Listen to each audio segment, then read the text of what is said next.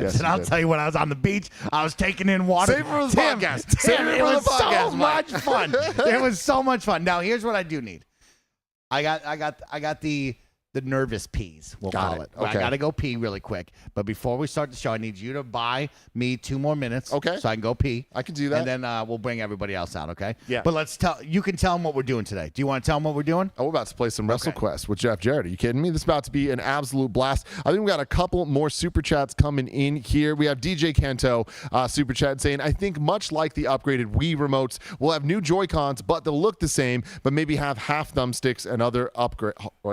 Hall thumbsticks and other upgrades. I'm hoping there's far less bezel on the screen. DJ Kento, have you used or do you have the OLED Switch? Because I can't imagine the bezel getting any better than that. Like, comparing the OLED to the original is night and day. The original is a joke, Fisher-Price toy compared to the OLED. And it surprises me because I always didn't like how much bezel there was, but looking at it now, it looks more like the original Switch looks more like a Wii U than it does a Switch OLED. It blows my mind there. And I'm just talking about the physical hardware of it all. But yeah, I'm with you, man. I just don't see them wanting to get rid of their worthy investments in things that worked, like Joy-Cons, that aren't Wii remotes, in the sense that traditional games don't work right with them. Like, they're just controllers. So I feel like the success that they have in selling these things and being able to come out with a bazillion customizable colors and all that stuff, like, I don't know, man. I think the next Switch is going to be a lot more in line, a lot more Game Boy to Game Boy Color than we're kind of expecting here. I mean, but even then, a Game Boy Color to a Game Boy Advance, I don't think is that big of a jump there, with the GBA being fully backwards compatible, even though the cartridges were different sizes. People are saying there's rumors that the cartridge is going to be different for the Switch, and therefore it's not backwards compatible. Look at the past to understand the future. But I understand I'm crazy saying that because it's Nintendo, and WNDs are abound. What say you, Barrett? I could see it where they have like 2 different entry ports or whatever, like one for the older games and then one for whatever new type of cartridges they have. I could also see them just keeping the same cartridge type. Like, I don't know if there's anything that's holding them back. Like, if anything, we've learned that, what is it? It's like really good for storage, and especially with like the size of their games and shit. So I don't know. Yeah, I could see it either way. I think it would be absolutely insane if it was not backwards compatible. Right. And like, not only so backwards like compatible, I think it would be a bigger blunder, Tim, than the Wii U itself. I don't know about that. But I mean, dude, at least the Wii U, was totally kind of backwards compatible, or not kind of. Like, you could play Wii games and like all the, like, at least, I don't know. So, but here's the thing, though. It was a weird backwards compatibility, but it had it. I feel like the backwards compatibility is an interesting conversation to have with Switch because it can mean multiple things. I think that there's no way that just period, it's not backwards compatible. But there's a chance that there's no physical backwards compatibility, but the digital works. There's no way the Nintendo ecosystem will not be playable on the next Switch. No way. I feel like I'm interrupting a TED Talk. It's like the 100 Club or 700 Club or a TED Talk. I'll tell you about Nintendo. I am about to leave here. Actually, we get one more here from Al Treisman. Tim, do you think we will be getting a new Steam Deck by the end of the year? That's a really good question. I feel like it's yet to be known if Steam's going to like pump these things out annually with just like small little revisions, or they're going to kind of treat them more like generational big moments. I would probably lean towards that. I don't think every year would make sense. I think maybe like every other year put out an update. But whatever they do, I hope we get some OLED. What do you think, Craig? I'm mic'd. I don't need it. Oh, shit. Don't worry about it. I'm here for it. I don't think you get any Yeah. Crazy, right? This year's running out of time. We're running out of time pretty quick here on this year. Yeah, and Steam Deck's doing fine on its own. Yeah. It was funny. I coming home from SummerSlam, got on the plane, right to bed, right? Because it's I got no sleep. I stirred awake and 2.5 hours into the flight or whatever. It was a I'm in the window, mom on the aisle, kid in the center playing Zelda, a Switch. And so then I eventually busted out my Switch. Hell yeah. Played something unreleased, unannounced. Can't tell you about. Unannounced. Well, it's been announced, I guess. Unreleased. Gotcha. Thank you very much. Yeah. And then I was trying to look cool, and then like I put it down, but I didn't want to talk to him. I didn't want to talk to him. I'm done talking. It's been a long SummerSlam. Yeah. But then at the end of the flight, I overheard him when we were like waiting to board. His mom's like, "So what did you do?" And he's like, "Oh, I played this and I did this and I watched some Netflix." And he's like, "You know, Mom, also they've announced that there's going to be a new Switch next year, so I really think that my Switch will probably be obsolete. And she's like, well, if I buy you one, I got to get Billy one too, and that's a lot of money. There we go, man. She's like, maybe we could do it, but like this kid knew, man. He was dialed in. Did he know me? No, and that's why when he dropped his wallet, I just took it. You know what I mean? Good. I'm not Still giving. have it. Yeah. You still do? Yeah. Kid had his chance. Then we have DJ Kid was saying nice shirt, Greg, which I do agree. Loved your jacket. Your day 2, loved both jackets, but day 2 jacket, yeah, especially good. Yeah, I was happy with that one a lot. And it helped me out. It turned out, spotting me in the crowd. So many people are like a true North. We'll talk about it on the show. I know. But no, you're all here, ladies and gentlemen. It's starting. I've threatened it many times on Games Daily. This is the start of the collared shirt era.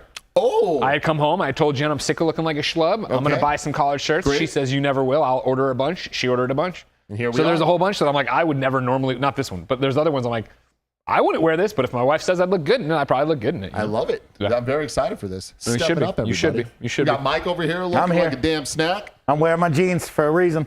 Now, let's have some fun. Yeah. Tim, go forth. You've done a great job. Go I'm forth. going to put this mic back where it belongs. Yes, you are. All right. Yes, you are. Should we say goodbye to the Games Daily kids who are still listening on audio podcast services around the world? Goodbye, Games Daily kids. Have a good one. From Barrett and myself to you, be kind, be well, go forth. Wait, why from Barrett and you? Why not me? I didn't even think you were there. You were so silent. That's why I didn't see you. You know what I mean? You're a real piece of trash. Sit on down. Let's have some fun. This is going to be a good time. Yeah, it is. So when they come out, I'm going to switch over onto that side to see it. Sure, and I want to bring out James first, and then we'll bring out Jeff. Okay. Because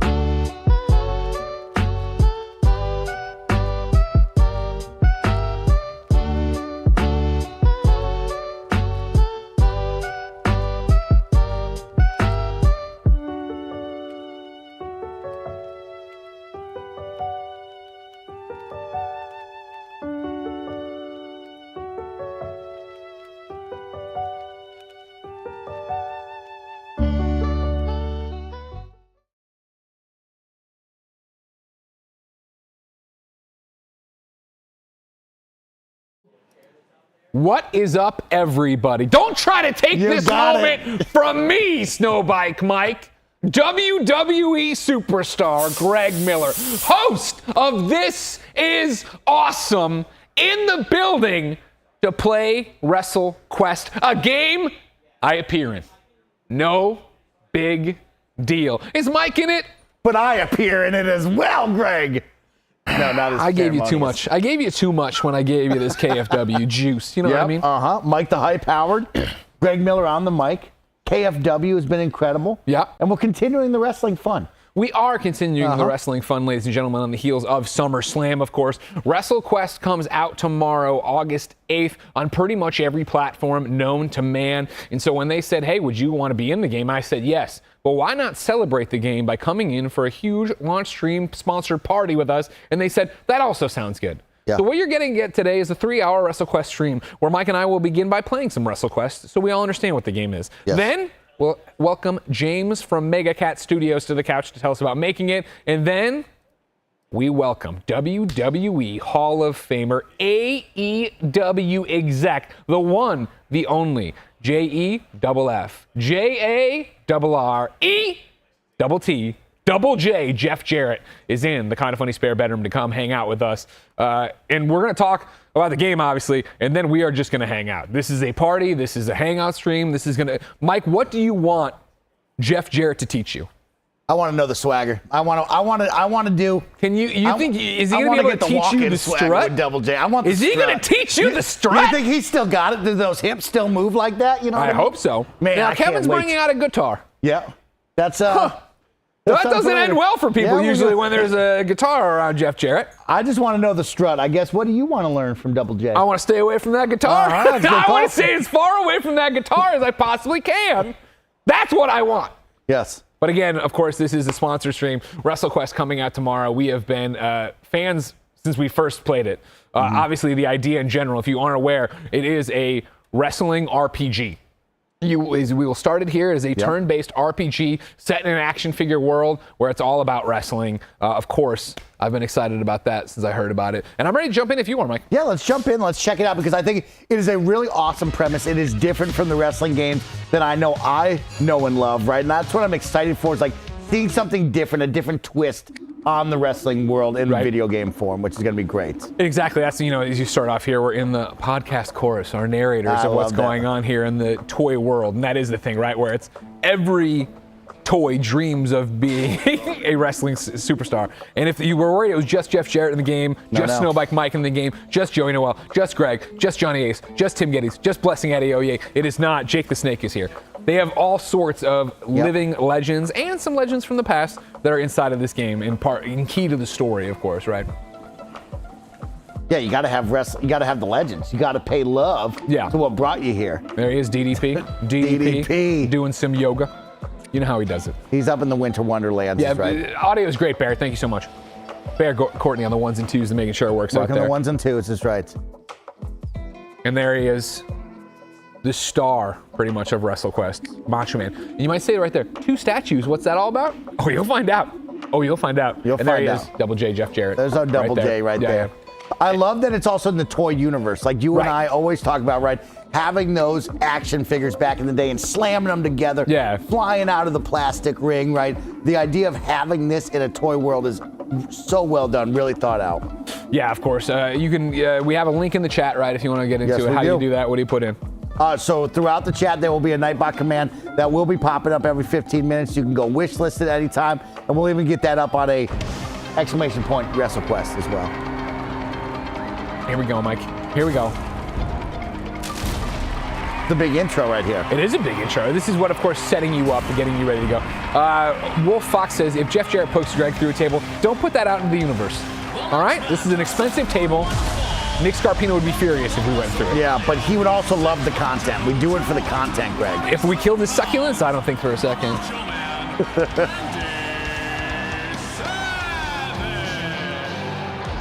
And of course, like any good RPG, it's going to have a story. Yes. And that's what we're doing right here, right? We haven't met him yet, but you will soon meet Mr. Santos in his dream of becoming the ultimate wrestling action figure. You see all the other action figures out there. A lot of Easter eggs in this game as well. Okay. Point some out if you see something. Of course I will. Maybe I see it right now. This game published by Skybound. What does Skybound make? Great game. In the comic book turned Amazon show. Invincible, and I see that. Look at there, barking at him, even the crowd, ladies and gentlemen. You can see him over there to the left side of your screen as Macho Man comes in here and sets his crowd. And again, even though I don't know, I haven't finished the game. Okay. But you would assume this is happening in some way in a kid's imagination. Yes. As you see Stone Age Cotton here in a wrestling ring with all sorts of dynamite ready to blow it up, right? Macho Man ready to defend the entire world. Earn his belt, you know what I mean? He's the champion as always. Do you have a good Macho Man voice? Ooh yeah! Oh yeah, brother! That's terrible. Yours is awful. Hey, I'm trying. Okay, and that's all that matters. I just want to you gotta try. Somebody points out it's the right side. That is correct. I am bad at my rights and lefts. Really? Yes. I once was driving and Post said take a right here, and I did this really subtly, and he went, "Are you fucking kidding me?" Can't do that. Can't do that. That's all right. That's all right. You know what? It's that and syllables. I don't get them. And it's also you're looking one way, but it's coming out to this way. That's exactly what it was. You gotta remember that's a double right. Stage that's a double right, left. right? You know what I mean? That's how it is over there, right? And that's the bottom thread, because Stone Age said so. That's a lawsuit. That's a lawsuit coming their way. But that's good. We got the game before they have to edit that out. And then boom, Macho Man to save the day. Boom. Did he do it? What happens to the legend? Young Randy Santos, ladies and gentlemen. A pivotal character. And Peanuts. Yeah. Of course you gotta have Peanuts. Here. Clark, the Lucha Libre Lego. I like that. We might not be able to say Lego, right? Yeah, probably not. But again, they're doing it fun. I love it. I like that. I like the fun we can have with this. Yeah. And just learning, beginning our journey as a big toy wrestler here. Got to practice somewhere. And I love that we're adding all the toys, right? Yeah. There's my toy robot, my stuffed animal elephant. And I appreciate this. Good thing this isn't a plastic mattress. Of course, making the reference to the plastic ring. We all played our action figures, and I guess you still do. Are you kidding me? Peanuts reminded me a lot of the elephant that gets torn apart in It Takes Two. Oh, really going to bring that up? Yeah, That was a sad moment. Yeah, it was. It was a tough one. Then they sold it though as a toy. You know what I mean? So Yeah. Smart move, though. I like this one too, where they dunk on Todd for being a counterfeit toy. Because you remember, this is the thing, you get it like a fair. You toss the ring around a little duck's neck and you get this thing. Plastic duck, not a real duck. Calm down, You know what I mean? Kevin, why are there 2 guitars? I don't know. What? Oh, okay. Double J might want to teach me how to play guitar. That's true. Country music legend, There you go. Double J. There you go.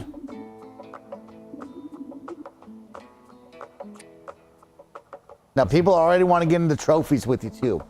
We have to talk about that as well. Don't get me started, Focus ladies on and the gentlemen. intro, ladies and James is gentlemen. coming out here eventually, and when he does, we're going to have a word of the fact that he's just been giving me PC code after PC code after PC code. Where is my PlayStation code, James? Yeah. I can be earning the trophies right now. I digress. Not yet. Yeah. Not yet. And then you see a much older Randy Santos here. Oh, Randy's put on some muscle right there. Randy's know looking it? You know what good. I mean? Got a sweet hairdo. Great mustache. And here we are in the gym, running around again.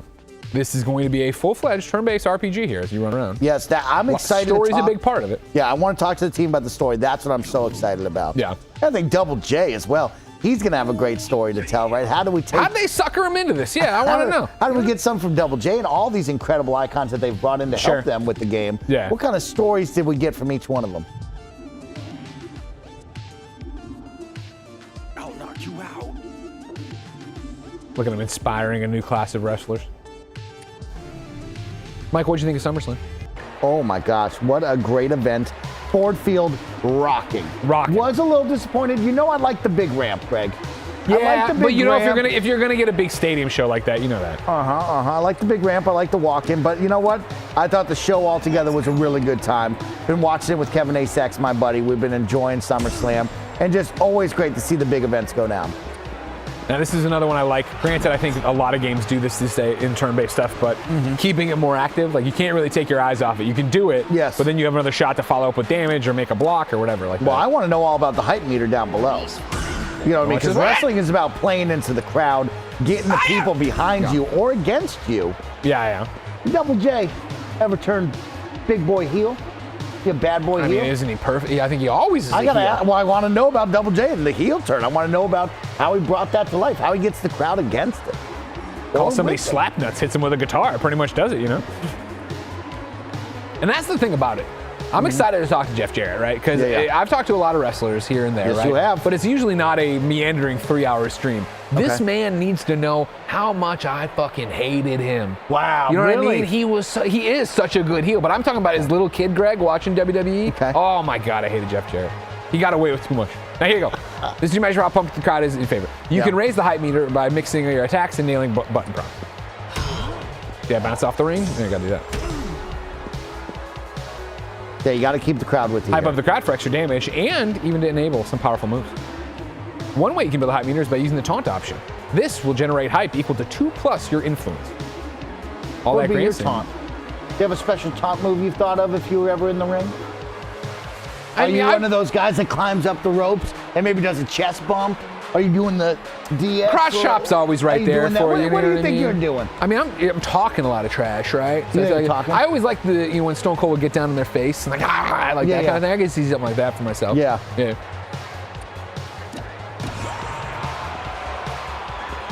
I like that little taunt because he shows his bare chest. You know, I would do that as well too. Now we can talk a little bit about AEW as well. Sure. Double J. I mean, Double J, yeah. I AEW want to right talk now. about MJF, the hottest dude on the planet right now. Yeah. I like his sauce. He's a got special scumbag, sauce. but he's our scumbag, as he said, right? You know what I mean? He's got a special sauce about him that I want to know more about. So now you get into your special moves here using your AP. South of the border stuck.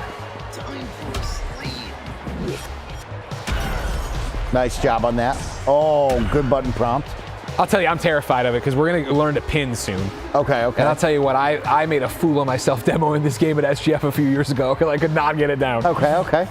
Yeah, that will also be exciting to talk with the team from Mega Cat Studios about the journey that they've had thus far. Yeah. Creating the game from the ground level all the way to today. Of course, it's always incredible. You and I get so lucky to be with you and get to talk to some awesome developers. You are lucky to be with me. I am. I'm very lucky. I'm never going to forget that. Could leave you in Tahoe right now, snowed in somehow. Nobody knows how that's happening. Snow in July is right in August now.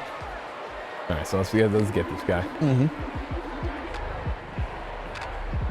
Low HP. Okay, good. Then him to the mat with a strike. Let's go. All right, here it comes. Shake it off. All right. Can't screw it up. 100,000 people watching. Oh, this is the pin. This is the time for you to lock in. Okay, show us what you got. Hit him with the gimmick. Hit him with the pin.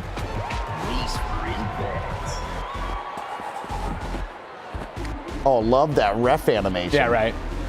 Oh, this is fun. I like this. 1, 2, 3. Ha! You were great, Greg. Look at the ref slide out too. I love You that. were great, Greg. I knew you weren't going to miss it. Well, it's one of the things is we get. I mean, you know, it's a turn-based RPG. We're gonna be playing it for 3 hours. We're also gonna be shooting the shit, hanging out. Shooting. I think one of the things that's interesting is how much of an RPG it is. Yeah. So many of these games do something like this, an indie RPG, but they don't get it. Like, there's eventually you can like basically pick and change your class, which comes with all these buffs and all these debuffs, and it's like, oh my god. What kind of class do you think you would be? Are you a bruiser? Heavyweight bruiser? Yeah, big High flyer? Big time. No, look I at think this people body. would want to see you fly, though. I'm sure they would, but I would like to survive. You know what I mean? I was made for the hardcore lifestyle, all right? I was meant to be, I'm a man out of time. We all know I should have been in ECW 1997, 98, early 2000s, you rolling should in have been some there. barbed wire, you Yeah, know what I mean? yeah. Chugging a beer on the way to the ring. That's where I was supposed to be. Mike, I see your question. Do we have any idea how long the game is? Yeah, I we got really a want to big play, question but from there's so Mike. many great games right now. We will ask James when he joins us here on this set. Yes. That covers the basis of wrestling. Strike and slam your opponent, and be sure to hit those buttons. Remember, keep things exciting, interesting, keep the crowd engaged. Thanks, Randy. AV room, lessons for the advanced. Oh, a little ladder match taking place right now. Look at that. And that's the thing about it, right? Where it's this action figure. Oh, there's DDP, man. Look at Look that. at him. Look at DDP. He looks good in this. Great. That's great. A lot of good Easter eggs in here. You know, as somebody who loves professional wrestling and video games, I love what they've done in terms of like, okay, cool, we're gonna take things you know and put them into this RPG world. Yeah, of course. Even this I like a lot, right? Because they talk about the fringe, right? But it's, oh, you should consider the materials that the torso is made of. This is watching into like the elemental damage you're gonna have and what you should be wearing when your enemy's doing something very specific. Oh, that will be fun to talk to them about. I British like that. Bulldog. Watch me. In the chat, Afroman says, when is this out, chat? It is out tomorrow. Afroman 408 on everything. We're very excited about that. We are very excited. Baby oil. I like this. How about cutting a promo? I mean, you're one of the best at cutting a promo. Thank you very much. You Did anybody else see me bury Xavier Woods at SummerSlam? Buried. Go to my Instagram, go to my Twitter. I really like Xavier Woods, so I'm not going to go that far. There's a rumor I'm starting right now that he might be packing it in. He might just I'm not part He of that. might go back to being a doctor or whatever the heck he was. All right? Embarrassing out there. Oh, we're going to do a promo right now, Mike. Cut that promo. Let's see it. See what kind of game you got. And also, what fun gameplay mechanic are they going to do? Randy he has a stupid name, so then I think he goes down. Oh. Stupid face. Randy's better than Seismic. Obviously. Hit him with it. Look at this lady. She's got a good gimmick. Oh, her hair is a fist. The blind viper. Randy is so weak. Even I can see that he does this. Ooh. Yeah, you got an in there. That's not what you want. Yeah. Is there a countdown meter on this? Because I'm picking real quick thinking I got a countdown meter. Oh, no. I think you're doing great. I was like, I got to go faster. Oh, yeah, okay. Yeah, you're good. You got all the time in the world to read it. I'm going to dump this kitty cat here into the litter box. Yeah, generate the hype. And this is where I'm at. This is where I thrive. You saw me generating the hype during the main event of SummerSlam. I was telling Jey Uso, pull it together, and then I had to put Solo in his place. A lot of people are afraid of Solo, not me. I yelled at him. I told him he's disappointed. You gotta be careful, man. He might give you the spike. I like to see him try. Whew. I would like to see that happen. Right. Paul Heyman standing in my way as always. Paul Heyman throwing a little shade at you, you know what I mean? Always. Throwing a little shade on you. He's embarrassed. He's scared. It sucks to see the next Paul Heyman be so young, so good looking. You're trying to step out of the shadow and start to get into the light. Exactly. He keeps that shadow on you. I heard he kept me off the pre-show. Wow. Pre-show looking good. I wouldn't know. I wasn't on. I'll tell you what, you've been really elevating your fashion game. Thank you. Lately. Shout out to you and your wife. Remember, everybody, ladies and gentlemen, it is the collared shirt era of Greg Miller. It has begun. Part of the collared shirts is right.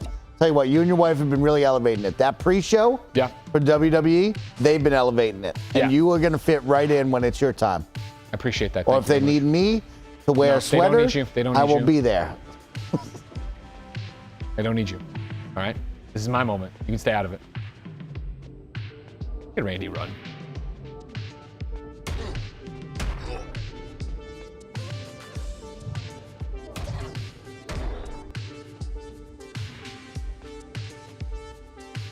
Got a soundtrack, Mike. It's got a soundtrack. Got a good soundtrack. Oh, nice. Win the world map now. And you can see the different things. Obviously, you got the cream of the crap. Macho Man over here. Super good. Got face paint over there. You got different organizations over there.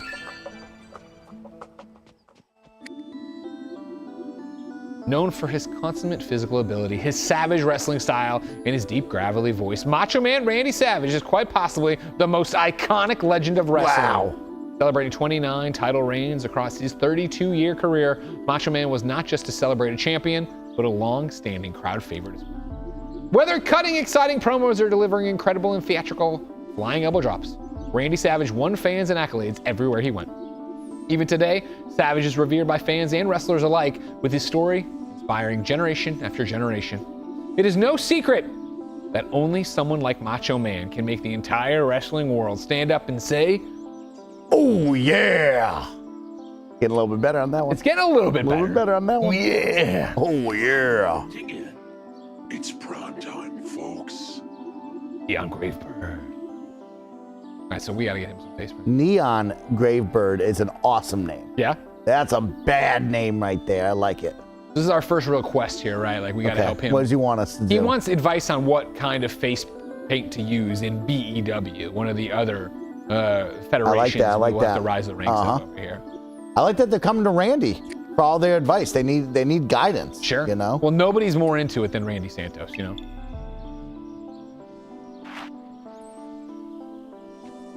What face paint are you going to recommend?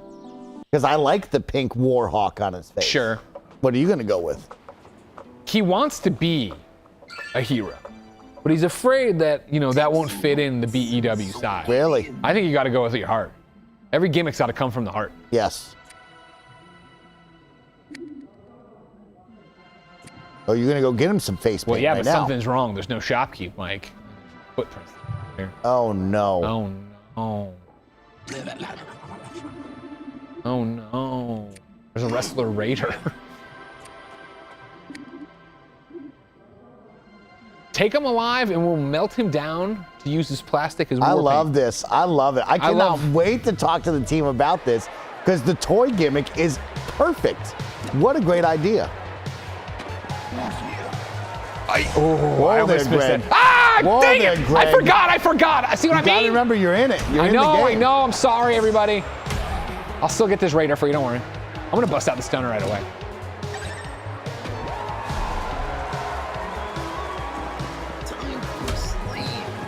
That's an early match stunner right there, ladies and gentlemen.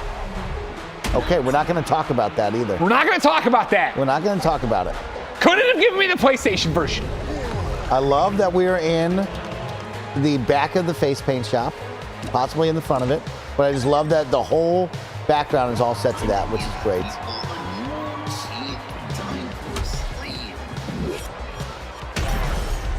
Now, okay, Gave him two. We gave him two. gotta see if I can make it. Can Hit I him do with it? the pin.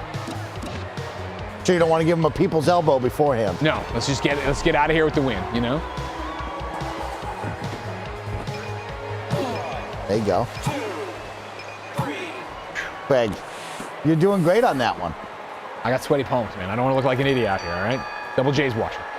Now, Ryan PH, my guy, Ryan PH, writes and says, "You're the true tribal chief, Jay." That might have been from you. And that's what I screamed at him. Might have been from you. I know that. Yeah. I know that one. Thank you, Olive Party, for making such an amazing compilation. Shout out if you to missed Olive it, Party. again, also on my Instagram and Twitter. Broke everything out. So WWE both can't ignore me and also could easily be like, why did we let this guy who does all this do this? Yeah, You know what I mean? we're going to have a conversation, you and I, Greg, about how you got up there. You know what I mean? Sure. How did you get that close? Sure. Well, I'm going to talk about it on the old Kinda Funny podcast this afternoon. Patreon.com/KindaFunny. Of course, you can watch it tomorrow for free. YouTube.com/KindaFunny. Podcast servers around the globe. And we got a table spot token, Mike. Okay. I do love a good table spot. Oh, I get what you're talking about now. Yeah. All right, Furry Bee Productions, are you playing this on a personal computer? Listen, I already said it wasn't my personal choice. computer. James is in the other room. He's not giving out the PS5 codes. Now, last night, this guy texted me and said, "Oh, do you want some codes?" And I said, "Yeah." Yeah. What do you got? And he didn't respond. And then I was jet lagged. This morning, he He's said, jet lagged. Yeah, I got him. What do you want? I said, this many Xbox, this many PS5s. Yeah. I got 0. And now he's in my kitchen right now. I heard you have to earn it. You're going to have to earn it by, maybe me and Double J help you become the best you can possibly be. We got to cut a dope promo for the game. Yeah. Maybe we got to go out there, learn the strut. You know what I mean? Okay. Okay. Maybe we learn how to play guitar or not. But, I think you got to earn that code today, Greg. You got to give it to him. Okay, I'll give it to him. I'll do it. I'm going to do it.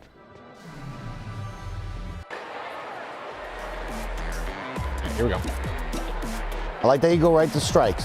I mean, you got to start small. You don't want to taunt or anything? Why are you asking me questions when I'm looking at the thing? I thought You're you played asking me this. the questions because I was looking. I was like, wait, does my AP come back between matches? It doesn't. Got to be mindful. Sometimes you got to rest. but to then get my that friend AP Mike's up. asking me all these goofy ass questions. Got to ask questions. That's what I'm here for. Get James out here. There you go. He'll answer your questions. Let me beat this guy out.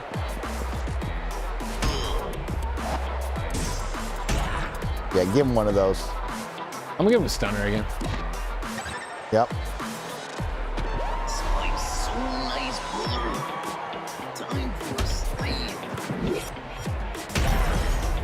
Got him with the stunner. Gotta give him a stunner.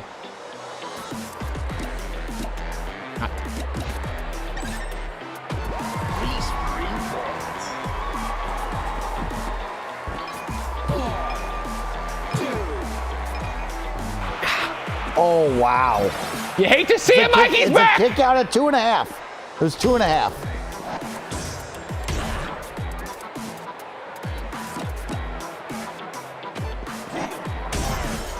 Stay down. This is it.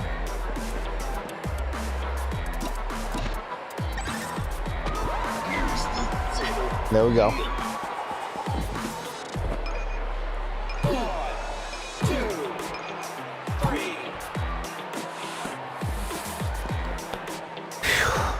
Gotta pull it together. There's a lot of stream left. You saved the shopkeep, and that's what it's all about. That's what it's all about. Free face paints? I better. I would assume free face paints. He looks like he's evil. Look at those red eyes. Yeah, you know, it's all right. He almost got melted down. He's had a long day. Macho moves. Cha-cha. Huh? The macho moves is right. Oh, see now again, calling in more classic wrestlers, the My Road guys, Warriors. yep. Hawk and Animal, you know him from This Is Awesome. I know it. Doomsday Oh, yeah. Device. Looking for a dope Hawk and Animal t-shirt for WrestleMania. Sure. That was what I wanted. Couldn't find a killer one, so I went with The Rock because he's the guy. So yeah, he can't decide between Goth and Surfer. Now we get to make the choice, I think. Barrett, whenever James is ready to come on out and talk to us, we'd love to have him. Let's bring the team it's out. me now. Oh, sorry. Just a heads up. No worries. Kevin, whenever James is ready, right? Okay. He just went to the restroom. Let me double check. Yeah, no rush.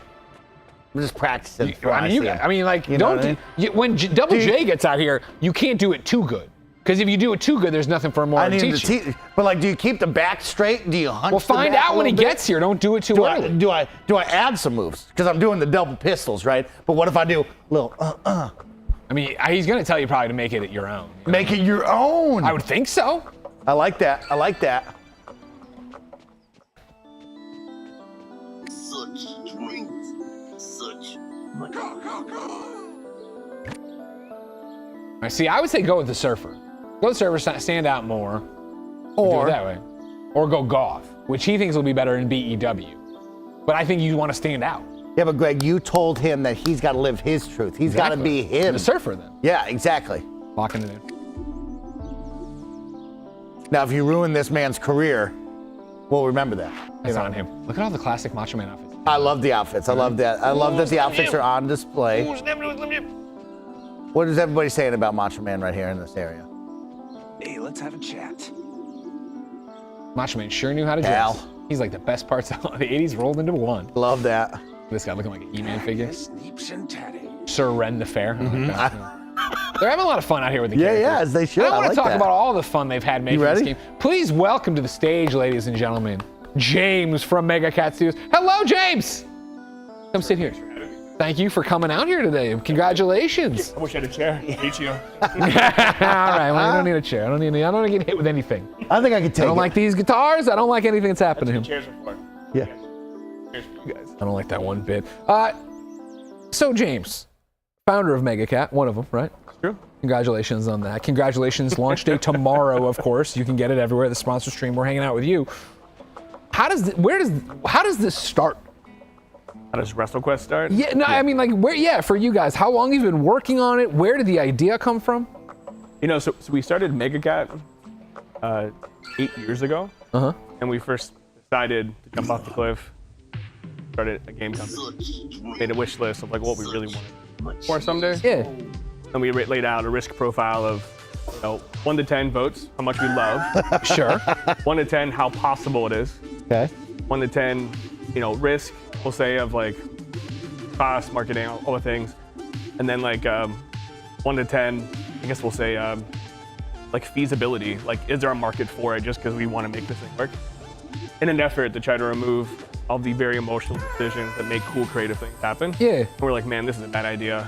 Someday we have to do it. Yo, this is a game that might sink the company, but Where the best ideas are born from. You got to do it. So we went pretty deep on like how do we, make it more likely that there's a market for it and so on. I remember we brought it to a ton of publishers, all the time, all different reasons. There was a not good alignment between like a blue collar wrestling fan and an RPG that's a more elevated, right? Which was kind of funny to me because so far we've seen the exact opposite, right? Yeah. Like it's definitely the opposite, but we had quite a few publishers kind of pull that cord, and then a lot of people that didn't really understand wrestling. let me stop you 1 second. Yeah. Kevin, are we okay with the mic? I see people saying something's wrong with the mic. Yeah, sorry about that. It was cutting him off a little bit, but I should have fixed it. Or Great. It should be fixed. Yeah, I know what you meant. Kevin's like, I should have fixed it, but I didn't. No, I know what you mean, Kev. Back to you. Yeah, so many publishers, basically for many reasons, did not think there was a good fit for it. And I you guess just refuse to believe them. Well, that's like the rare. What do you guys know? What do you know, Publisher X? So it's like the rare air problem of, is it going to choke you out? Is there a reason it hasn't been done? Yeah. What is that reason? And then we look at the intersection of like, we'll say sports RPGs. There's like Golf Story, which is incredible. Yeah, of course. There's the Barkley Shut Up and Jam, or like a Shaq Fu like Kickstarter. Yeah. Very cool idea. Not so sure that it warranted like the WrestleQuest budget we put into it, so maybe it doesn't help our case. As a retro gaming company too, we had a lot of anti-pixel art out there, right? Because it's like, is that too niche? It's a niche and a niche and a niche. Yeah. And what we found so far is that when we are at trade shows and showing it to fans, it's actually so well targeted and it feels personal, and people can actually share this nostalgia bomb of like why we created WrestleQuest. It was inspired by the era of games and art that eventually had us influenced into starting MegaCat, being part of the games industry, and it's like the golden era of wrestling we were raised by. It's all these things. So, and the toy aesthetic, that was a very decisive thing for us. It's almost like you've taken so many parts, and I can see a publisher and be like, this is a lot going on, and that sounds like it's going to be a mess, but it actually works. I mean, we came in with prototypes each time, and it was, to your point, time after time, they're like, there's a lot of stuff in the soup. Yeah. You know? I'm like, why did you guys put pumpkin in this chicken soup? And I'm like, I love pumpkin. I gotta have it. So, but eventually we brought it to Skybound, and there was a particular wrestling fan there that helped kind of carry it forward. And they're like, I think there's something here. Let's let's figure it out. At that point, we had some really great like flagship licenses to build the world around too, with Macho and Andre and Road Warriors and Jeff. And so, yeah, how did they enter the picture? Like, is that your prototyping and you talk to the estates or the people about, hey, come be a part of this? Yeah, we started these conversations very, very, very early on, making sure first that we could get the best possible insight of what is WWE owned, what is independently owned, what is considered like common trademark, and how limited and what private conflicts might exist. I got really deep on diligence in an effort to just surely play by the rules, because the truth is we're just giant wrestling fans, right? Sure. And we actually tried doing this with WWE initially. They also, at the time, did not think there was a particular fit for it. So we just continued turning the knob, and every dollar we'd make, we just put it back into WrestleQuest. Yeah. Until eventually, Skybound was willing to share some of that. Wow. And now here we are a couple years later with a massive amount of hours and time, and if you do the side content and really explore, it's like 80 hours of game. I was going to say, yeah, one of the questions earlier before you got here was how long the game is. If I was way over scope, that was a horrible idea. I would say when you're chasing your dream, more numbers, Yeah. But it's the reason that happened is the nature of how the licenses entered. Like someone would come back months later and say, like, oh, you guys are working with Andre and Road Warriors. Like, by the way, I actually have clearance now for JYD. And if you're a giant JYD fan and you come to WrestleQuest, you got to make sure there's parity in content. For sure. So we had to continually make sure that we're meeting that same brand standard at each stage. So it kind of unintentionally rescoped itself at each new license. And then how do you say no whenever Soul Man Rocky Johnson's available, right? How do you not just jump in? It's, LA Park, like it's like who maybe the most notable luchador to like gaming fans of this era, right? Sure. It's just it was hard to say no because it was all truly fan driven. We're not really good at saying no, you figure like the whole theme was just like making our love letter, the game we want to be hopefully known for the next couple years until we can make another. So then, for this journey that's been with you since you started the studio, is it just completely surreal to be here? I'm playing the final version. You claim it's on the consoles too. You won't give me codes. So Sure. I'm playing the final version. Mike says I have to earn it. You got to earn that code. And tomorrow it's out for everybody. What is that like? Yeah, I wish that some of my team members were here to share this, because we've been sweating and oiling each other for several years, trying to be in character to really make this work. Yeah. We're a method development studio. When you came on, the chat exploded with, he's jacked. I thought he was a wrestler. Well, we've been training the whole time. Wow, just in case. Yeah. You really can't write a good wrestling story unless you've been slammed through a table. You got to take a couple bumps. You got to take some bumps. We got some guitars if you want to get hit. It'll happen. Okay. Yeah, at some point. Yeah, I will say I just got done healing from my last Jeff visit. Oh, wow. So I feel pretty good. Okay. I'm ready for a table, maybe not a chair, but Got this one. Here we go. And so, how big is that team? Let's talk about the team. So the people Celebrate the on team WrestleQuest? Yeah. I'd say we have about 42 cats in Wow. WrestleQuest. Yeah. It's just a lot of stuff. It's just it's been a massive undertaking for us. We have such a reverence for RPGs and wrestling as players, and we know what goes into making both interesting and compelling, and it just took a lot of effort. I like that too. Mr. Showtime says 42 mega cats. No, was that when you're in a publisher meeting and they're like, I don't know if there's a crossover between hardcore gamers and wrestling fans. Are you like, but me, that guy, that woman? I would say that if we were listening to people saying no, Mega Cat wouldn't exist already as it is. It's like you can imagine there's a certain type of person that's willing to change their career to work for a pixel art based game company. Yeah. I have a certain commitment to those team members to try to, find a way to push the nose away.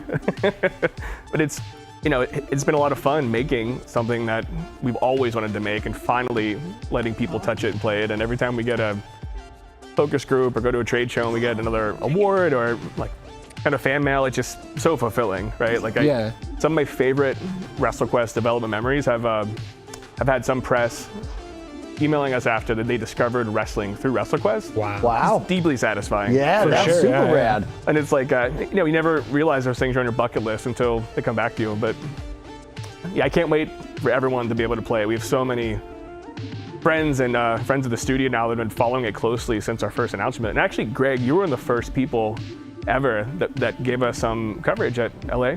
Yeah. And yeah, I remember getting the picture of like you and Tim playing it, and just thinking like, I know Greg's gonna like this. I hope it sticks through. It's a little proving point there, because you're such a wrestling fan, right? What I talked about on shows afterwards, and I've said there, and granted, this is a sponsored stream, but you're a kind of funny person hanging out with us for part of it. You know what I mean? The audience, like, it was legitimately one of those games you do the preview for, and you leave, and you're like, God damn it! When's it coming out? Even at the time that you guys were so cagey, I understand about a release date. We're super cagey. Where it was like, that was 2 years ago or whatever. I was like, this game ain't coming out for a while. But it was like to get here and then have it be the vision you presented, let alone 80 hours of content, let alone like I was talking before you got here.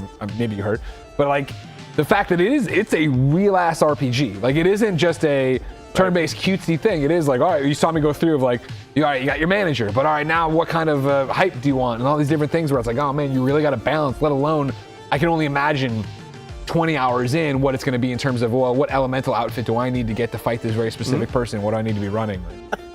Yeah, one of the things that we kind of took on very early in the WrestleQuest journey was we wanted to be an RPG that stands alone. Yeah. If you're not a wrestling fan and you're just a giant JRPG fan, there's a fulfilling core progression system here that can merit that much content without it feeling stale. Sure. And that was probably the riskier, hardest part of the game. If we would have descoped it, I think we all would have been better off. But we just couldn't. We just set off on this journey, and then things that never go as planned whenever you're going into like new territory like that. Yeah. What were some of your favorite parts of putting the twist with that RPG element into the game? We talked about the wardrobes. Yeah, on the design side. What were some of the fun moments that you had with the team creating that? We sat down very early and talked about like pain points of a JRPG. And I'm a member of many JRPG groups. There's a great one called JRPG shitposting, I suggest. Okay. And we basically had a insider fan knowledge of the many, many things that people don't love about JRPGs and the things they do. And we stacked those, and then the many things that people love about wrestling. And we just went through system by system of how to wrestlefy the JRPG, right? So small examples like you don't pick up keys to chests or doors. You get a table spot token, and if you know what a table spot is, like you can literally spawn an NPC and slam them through a table, and that's how you get through the door. And then, part of what makes a wrestling match so exciting is you're performing for the audience, right? I heard you folks talking about it a little bit when you were playing. And the hype meter is intended to kind of create that immersion of a performer, getting people hype and reacting to it, which also strategically now incentivizes the player to not spam the same hit button. And it gives them a reason to explore and put a little show on. So which becomes much more interesting once you're in triple tag team manager area and you're in the 8th world. Yeah. Really going deep in the territory. And this was also something I didn't expect. I had forgotten about this because you had told me at the demo there's 2 characters, right? And even at the start of the game, the podcast chorus talks about it's a story of 2 wrestlers. When I started playing it to get myself fresh for today, it was like, oh yeah, sure, it's gonna be Macho Man and Machacho Man, right? That's it'll be. And then again, like, all right, there's another playable character in Brink Logan, who's of course in the Great White North that has their own Macho Man statue. That's right. Which I teased earlier, and I love the idea of. Let alone the fact that like, your Brink Logan, right? As we'll go through, I think becomes pretty clear we're talking about the Hart family, or an homage to the Hart family, right? And the fact that your interpretation of what Canada is like for wrestling is exactly what mine was like. Where when I met my wife and she was Canadian, Quebecois, I was like, oh yeah, in professional wrestling. And I was expecting her to be like, yeah, Bret Hart, it's as common as maple syrup in hockey. And she was like, what are you talking about? I'm like, wait, you don't know Lance Storm from Calgary, Alberta, Canada? What are you talking about? Jericho? Yeah, exactly. There's some great legacy families in Canada, and what Brink represents isn't just Canadian wrestlers, it's the multi-generational wrestler. Yeah. Right? In fact, if there is like a strong Brink-like, it would probably be the Moose. Get those 6 shades. Yeah. So sick. Yeah, dude. And in general, when we were creating our 2 core protagonists, Muchacho and Brink, they're built on just these stories that we would inherit as we met these I want to say larger than life characters we licensed into the game.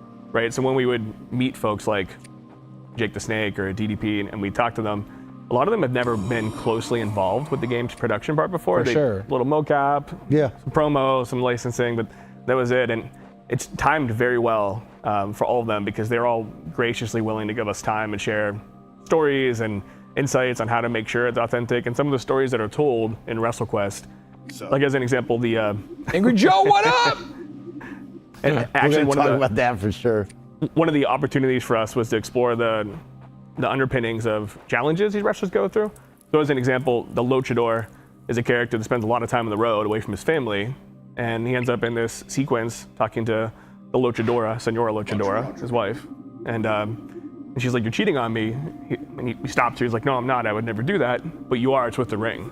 You're away from your family. You're not here for these important moments." And that was a time and time again story that we'd hear from talent. So we tried to capture enough of that true authenticity and seriousness all through a toy-based universe where you might pop off your moose antlers and snap them back on and like oil up your bow tie because that's what you might do, but And like right now, as we design our entrance, our walkout, right? I like the paparazzi. Oh, you love the flashing of the love the cameras. flash. I know you do. Blue fireworks, red fireworks. I like red. And so how much will we see this, right? We're diving in, we're creating the walkout. Like, will the players see this all the time? How much is this used? So these are particularly for your kind of boss battle equivalent, your big events, Okay. right? So what is the wrestling analog to an RPG mega boss battle? It's a pay-per-view main event. And how do you capture those key moments and high spots in the match? Well, it's having these key quest sub-objectives you have to accomplish. Yes. And as you go through this, and you'll see this soon, like you get the opportunity to set up these walk-ons as a way to create a buff prior to these big battles. You come in a little more hype, a little more power, and hopefully that gives you a competitive advantage based on your matchups in the game. My favorite customization is Crazed Fan, where like a toy fan just like spurs through the screen. Oh, yeah? It's probably related genetically to that referee that slides. I do love that referee. Yeah, we like It took that. a lot of mocap to get that right. I'm sure, it was all you, right? Yeah. Slip ring. Yeah, it was a big You're all deal. greased up, just running in and out. You should see how much oil we have at the office at this point. I don't want to know. I love that. I like that. I'm wanna into know it. that. Yeah. The more oil, the better. I agree. We just sent out 150 press kits that have like hand bottled baby oil. I just can't wait to see what happens. I've you never send sent me it one? in. Oh yeah. Okay, good. Greg, Yeah, I'm looking forward to seeing the nice Oil slicked me up. We're gonna Oil me up, We're Mike. gonna get Slicked you out up there for a selfie. promo. Yeah.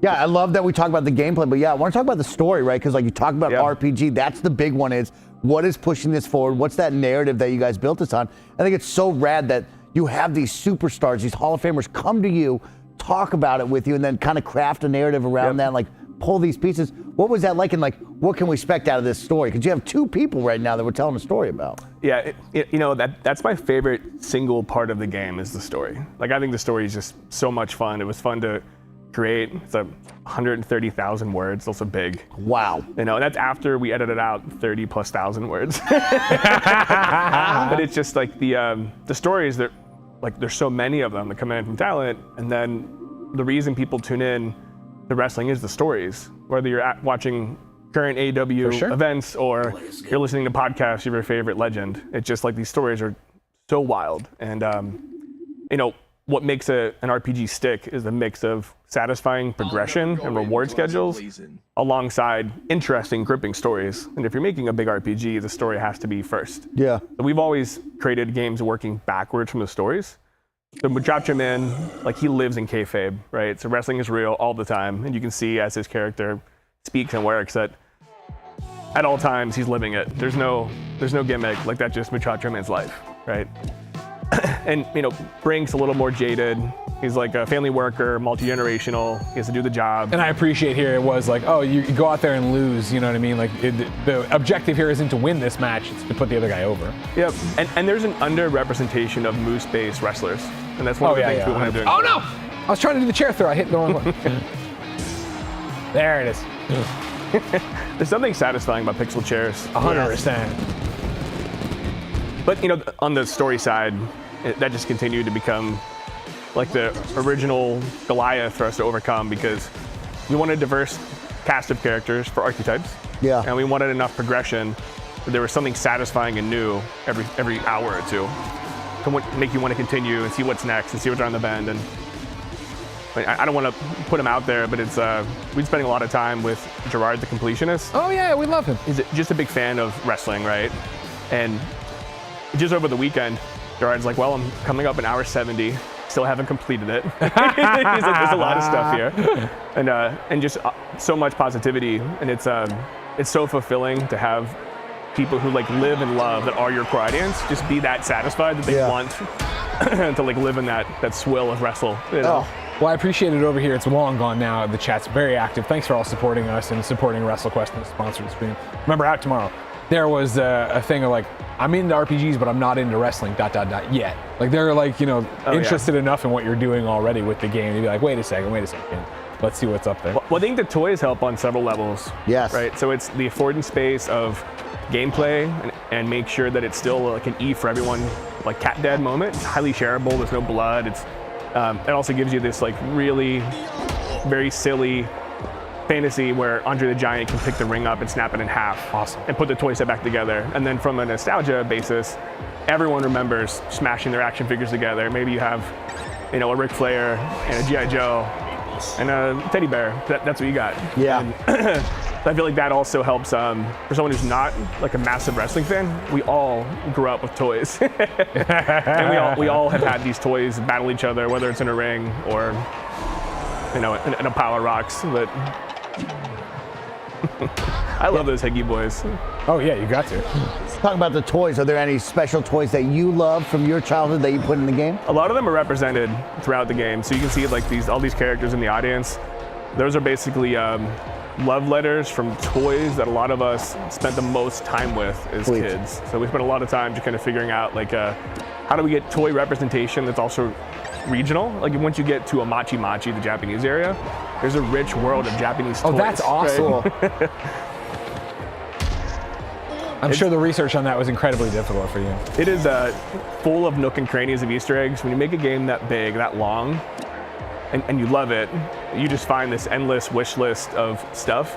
And we've been packing the wish list in the last year because we ended up, essentially signing a deal with Netflix to bring it to a bigger audience. Nice. Which massively delayed the rest of our production, but it allowed us to go back to our wish list and just pack in even more of the stuff we wanted to do. Cool. Good for you. Yeah, it sounds like this game was built off the wish list, like you said, right? It's like continuing to add on it's like all of this. Not the way to build a business, I'll tell you that. But, it's been a lot of fun. And it's just so satisfying to have people like want to play it constantly. Like I'd say there's never been a Mega Cat game. We've done a lot of work for other people that's been well received, but we've never had a game that has hundreds of people messaging us every week asking for details, updates, representation of their favorite toys. Yeah, it's fun. It's like, that's why you make games, right? It's like very satisfying. There's so much cool stuff, right? Like we saw Angry Joe in here. Of course, we've promoted that we're in the game as well. What was that like to now work with content creators, YouTube, Twitch streamers? Like, where was that idea, and like, how much fun have you had with that? It's been awesome. So, so we met Joe through WrestleQuest because at one point there was a big WWE announcement that they're going to make an RPG. And then through their announcement coverage. Was it a big announcement, or did Stephanie just say it like a business meeting really weirdly? That way. Let's not get ahead of ourselves. And then it turned into Joe covering it. And then we had one of our head of production, Kat, like messaged everyone on Slack, and she's like, hey, like we're getting a lot of random traffic to the Steam page right now. And I think it's from this, and it's Angry Joe Show's coverage of it. And we messaged Joe to like thank him, and I said, hey, like what can I do? Can I put you in as an Easter egg or something to thank you? Like we're a small team, huge risk for us, like long-term project. And he was like, hell yeah, I love Macho Man. So next thing you know, we're like, well, part of the Mega Cat story is now the WrestleQuest story. Like what are the other people we met along the way? Cool. And who else is on the wish list? So we had probably about 20 people in total that we either met during the journey that were just massive fans of this or that, or they were somehow helping us have these big eureka moments earlier, Like we had a ring this year at PAX East, right? Which is awesome. That was on my wish list, by the way. Yeah, of course. And I'd say like one of my most satisfying moments was seeing my team like just awestruck as people are chanting like WrestleQuest. Yeah. Like 200 people, right? And it's very surreal to like watch this game that you start when everyone says don't do this, to have like a team of people wrestling, and it was so fascinating because like funny. Again, like I think there's so much to it of playing it. I got it. I loved it. And like the fact that in the chat so far today, there hasn't been anybody who's like, oh, this ain't my thing. everybody's like, people are, Erdy Cooper is excited. It's on Netflix. Toxic Scale. Yeah. I can't wait to try this. The Bros is like, I don't want to be rude, but can we get a full screen without them on the bottom? I want to see the game. Legitimately, you got something special here. And the reviews today started popping. They're great. Yeah. That's awesome. Yeah, that is the most satisfying for sure, is like getting through that first big press review Metacritic window, Yes, seeing so much of course. positivity. When we had our first 10 to the 10 come in today as a review, there was just an exhale, right? Sure. Yeah. They're games, they're all creative industry stuff. Like some people love a song, some people don't. You never know what's going to happen, and we still don't know what's going to happen. But it just seems like You got good momentum. A lot of dreams are coming true. That's great. And so then before we bring them out, Yeah. everybody get Jeff Jarrett ready over there, all right? But what is it like to then, like you're saying, you're a huge wrestling fan. Right. This is the thing everybody tells you not to make, yada, yada, yada. Mm-hmm. But then you start talking to Jeff Jarrett, DDP. You're actually pitching them this game, and is it an easy sell to them? Are they understanding what it is? Nothing's easy. I would say Never is. Jeff brings some unique expertise because he's talent, but he's an executive. He's a third-generation promoter, so he understands multiple levels of how this works. Yeah. And just really compelled by understanding a little bit about the games industry, and he has so much love for wrestling. I would say that's really the unifying point of how we met Jeff. Jeff might be the world's biggest wrestling fan. Yeah. And it was just so exciting to us to have a sounding board for the do not do list, for talent, for getting a better understanding of hey, how do we really represent this problem? Or we collected these stories, help us break these down. And Awesome. we ended up having Jeff on as our executive wrestling producer. So we've been working Executive wrestling producer. I love it. pretty closely with Jeff for a while, because despite being lifelong fans and having all this talent, we definitely need someone to play editor and curator. Wow. And Jeff's been that.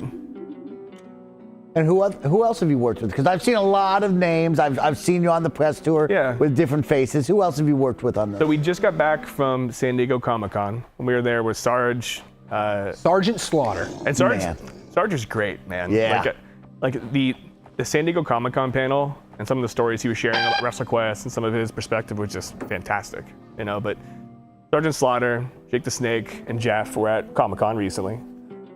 We've had just during our Xbox announcement, of course, we had Jeff and Booker. Yep. And then in general, we've gotten to meet all the estates at this point and get pretty close, right? I spent some time on the phone with The Rock's mom and, some of these. Amazing. Wow. Amazing. But it's pretty awesome, but it's great because the way we use the characters in WrestleQuest, because you don't play as Macho Man, right? You don't play as Rocky Johnson, but there's cities built in his honor. And people might go to the Jeff Jarrett statue and look up and be, Jeff, what do I do with my gimmick? I'm stuck between a heel and a face. Help me find the most righteous path. And they're just looking at this Statue of Liberty monument because they helped influence and create this industry. So it's, that story really appeals to them. So this is an interesting piece of their legacy, right? For Jake, who's been in every wrestling game. Yeah. It's also the first time that Jake the Snake the mini game exists. Wow. And that had to happen. Yes. Right? That might be my biggest contribution to the games industry. Jake the Snake. That's awesome. Well, that's incredible. Where's Jeff Jarrett? Let's get Jeff Jarrett out here. I want to know more about being the, chief executive of Executive wrestling? wrestling producer, yeah. Executive wrestling producer. Are you kidding me? Get it right. Sorry. Get it Executive right. That's wrestling a big producer. title. Executive with the wrestling team. producer. I got it. Executive wrestling producer. You're doing good, dude. I'm trying. Executive down. wrestling. Mr. Showtime wants a full screen for Jeff, Kevin, just so you know. Yeah. When Jeff comes out here, he doesn't want to see any game. Executive wrestling producer. Executive wrestling. I like it. I like it. All right. Does that make you want to update your LinkedIn?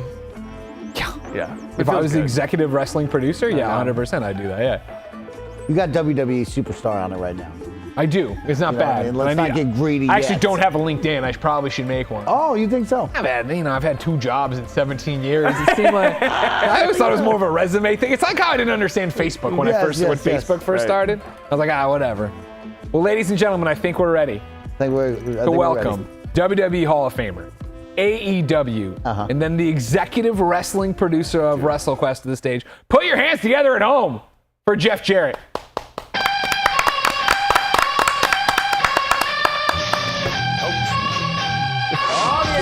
Oh yeah! That's a real good. Jeff, don't do it, Jeff. Jeff, don't do it, sir! Slap me. How long have you hated me? So long! So long! For the right reasons. Jeff Jarrett, ladies and gentlemen! Man. You get out of line, my friend. See, I like how you brought Andy's real guitar. That's right. Scary. Break that in half. Scary Let's start Do that. proposition. There's a lot of firsts going on in my world. Yeah. With WrestleQuest, but wow, we're on the couch. Huh? I know, you like that? We're supposed to sit at the end, but not.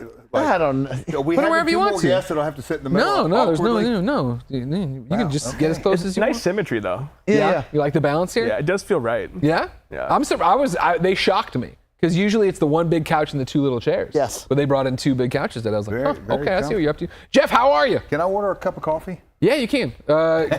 Kevin, put it in whatever shot you want and get Jeff. Oh, he's on it. He's on it. Yeah. You want some milk in there? You want some cream? Oat milk. It's in the fridge. What a nice section Oat you milk, guys please. got here. Thank you very much. Nice. And what a nice game you have here. Oh, don't mention it.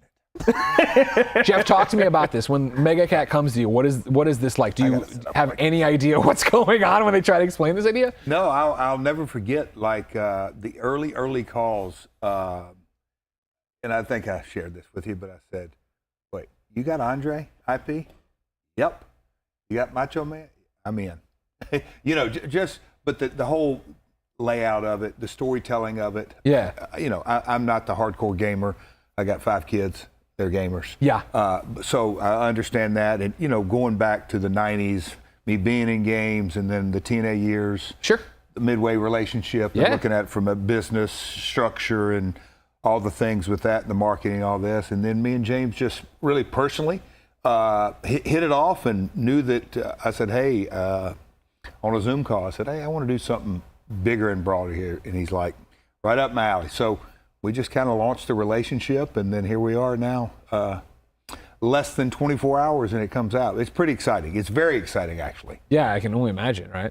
Like, to be here and then, how much did your kids weigh in on the game? Did you have them playing early builds? Like, yo, is this good? No, I try not to bring to work too much home. But no, that was the easy part for me, was weighing in on the game and all that. It was like, at first, it was like a really cool honor, like, hey, my skill set that I've been doing since I was, 12 years of age all through the years, hey, it actually is applicable to a video game. Yeah. No, I thought that was really cool. But just the whole intersection and me learning a lot of the new gaming slang and technology and all that. But no, it's what a journey it's been.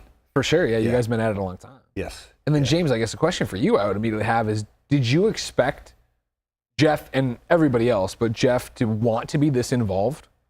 No, we got pretty lucky, early on, endearing ourselves to some of the estates and the talent we'd met because of our unique kind of placement and storytelling components of how we're elevating these cities built around Jeff Jarrett and Jake the Snake. And there's a massive... Don't let it go to your head. A city built around yourself. I mean, there's this, that's just how we Fantasy. think about it. Not real. It's fans, right? It's like, tell me you don't wish you could just walk across the street and to see the building-sized Jeff Jarrett statue. Every day. Yeah, it'd be awesome, right? So we've been joking all the time that if we recoup half of our costs, we're just going to reburn it on DLC and a giant Jeff Jarrett statue on top of the building. Nice. Nice. Nice, People nice, drive nice. to Pittsburgh, want them to be... Thank you, Kevin. Look at this with the coffee. He's a man of queued up my theme and everything. Oh yeah. When it was happening, I was like, "Is that? Oh, it's okay." I thought I was like, "Is the game freaking out?" And then I was like, "Oh no, it's Jeff's theme, of course." Yeah, it's been a lot of fun though, like meeting these folks and then explaining the WrestleQuest vision and getting them to lean in. Yeah. Like, I don't know if you've seen any of the office shorts we did, but we had a couple. Yeah. Like, Al Did you see Snow, those? DP, You were answering phones and doing all this stuff. They're awesome. Yeah. Fantastic though. It's kind of one of those things that the wrestling business that you do those kind of spots to promote a pay-per-view. Yeah. Just it's a little off. Those were a lot of Sports Center type deal. Yeah. But to promote a game, that resonated with, I'll call it my circle of friends that aren't day-to-day wrestling folks, and yes, I do have those. But that aren't just completely dialed in. But those kind of spots, they'd sit on my Twitter like, "Hey, where did you film that? What is that all about?" But that to me is what just the depth of Skybound and MegaCat and just the whole gaming industry, the marketing side of it, which is right up my alley. It's blown me away. I was going to say, yeah, you talk about learning the lingo, but I would imagine and I'm assuming, tell me if I'm out of turn, only thinking of video games as the sim wrestling. This is what it is. I get scanned, I do whatever. Yes. But then you get in here and you realize how diverse gaming is and how broad it is. Well, I kind of put my toe in the water with the Midway relationship. Yeah. Just kind of understanding that. And I, way back, the first thing that caught my attention on video games is when you get the royalty check. Yes, of course. You just go, oh, wow. And then, mid-'90s, late 90s, you hear the licensing department and like, hey, the gaming industry is on par for Hollywood. Yeah, right. Sure it is. I'm really showing my age here, but as things roll along and just the numbers with it, and then, it just keeps going and going and going. But just there's so many components to it. Sure. Tomorrow is our, lack of a better word, whatever kind of big show, Halloween Havoc, Bound for Glory, WrestleMania, SummerSlam. It's the launch spot, which is just like Hollywood. Wrestling, as you guys know, monthly. We got every Wednesday, Friday, and now every Saturday at AEW. It's just a constant churn. I mean, we're diving head first tomorrow. This is the shot. And all the buildup is going with it. But then you get all the data that's coming in and the buzz. I can tell you that my social media timelines and my podcast timelines and all that kind of stuff, I've said it, and I've told him on Zoom calls, I'm as excited about August 8th as I've been of really any pay-per-view in my entire career. Yeah. But people online, too, that you can tell they're not dialed into wrestling 100% like us nerds are. Yeah. But they're excited about it, too, and that's where our two worlds have married each other. What I love about both of the worlds, right, because I get to exist in both of video games and wrestling, is whether you're a fan, performer, developer, it's authenticity and enthusiasm. Yeah. That's what pays the bills and makes people see it through the screen. And you have done such a great job, Jeff, in the past week plus, but week of being on Gamertag Radio. I know you're doing some stuff with Cleef Adams and Spawn on me. You were doing Giant Bomb with Dan Reichert. You are everywhere, and you're legitimately so excited to talk about this. Yeah. This is a cool thing for you. That means the world to us, I think, and gamers. Because the game is great. I think, and I'm not even blowing smoke, and I know it's sponsored and yada, yada, yada. But the chat saw it, and they're like, oh man, wait, this looks good. Or, oh, I'm not even into wrestling, I'm into RPGs. There's something here that I, again, can't wait to get home with my PlayStation 5 code today and start playing it, right? And start getting my trophies in it. And in the world of wrestling, the days in kayfabe when it's real. Sure, yeah. I mean, the whole world knows now we're not true sport. Yeah. And a sim game is simulating a sport. Yeah. So is it really true to professional wrestling? A component of it. This game, story's what sells. No matter any storyline in history, going back to day one of WrestleMania, whatever territory or era of wrestling, whatever, you don't really actually remember the moves in the match like a sim game. You do remember the story. Sure. And the game is full of stories, full of nuances. Conrad being, my podcast partner, him in it. He's in the vernacular because, the marketing line or one of them that we have, it's a love letter to professional wrestling. I don't think it could say any better. That's what Conrad does. I'm part of it, but that ad-free family of selling and talking about podcasts, talking about 80s and 90s wrestling, really getting granular on it. But that's WrestleQuest. It's really telling a story and all the little different nuances. That's what's really cool. Yeah, and I think that's what's so special about it, James, right, is the idea that I can play it as a lifelong wrestling fan, catch those nuances. Oh, this is the Hart family. I see what they're doing here. This is fun. We're in Canada. That makes sense. But you could also have none of that and come in, and it is just toys slamming into each other and a fun story, again, of Muchacho Man, Randy Santos here, right, as he tries to live out his dream and go from that place of self-doubt to being a superstar. Yeah, he's a journeyman, and everyone can relate to the come up, rags to riches, whether you followed wrestling or not. But that is exactly what happens when you're trying to become a professional wrestler too. So it was definitely paralleling something that's bigger than wrestling that everyone can take a bite of. Yeah. And without any wrestling knowledge, underdog stories are great. We have some of that in here. It's a good story. I like where we're going. Yeah. Double J, I gotta give you all the props in the world. You absolutely have brought it, and I am so impressed with you. You didn't think Double J was gonna bring it? I knew he was gonna bring it, but like I am really impressed that you've dove really into the video game world and you understand it and like are bringing it like this. Don't put too Great much. stuff. He still chuckles at me when I go, "What is that actually?" No. You found a good one here, right? And like that's the cool part for me. Is like, wow, I really feel it, and I love seeing your enthusiasm for it. When you talk about joining up with this team, we talk about story, right? What were some of the big story beats that you were like, hey, we got to have this, and we got to refine that? Were there any beats that you really wanted to work on? So, gosh, I know You mean like a macro level? No. But yeah, I know you. This is probably a young audience, right? So they're not going to understand. They're about our age.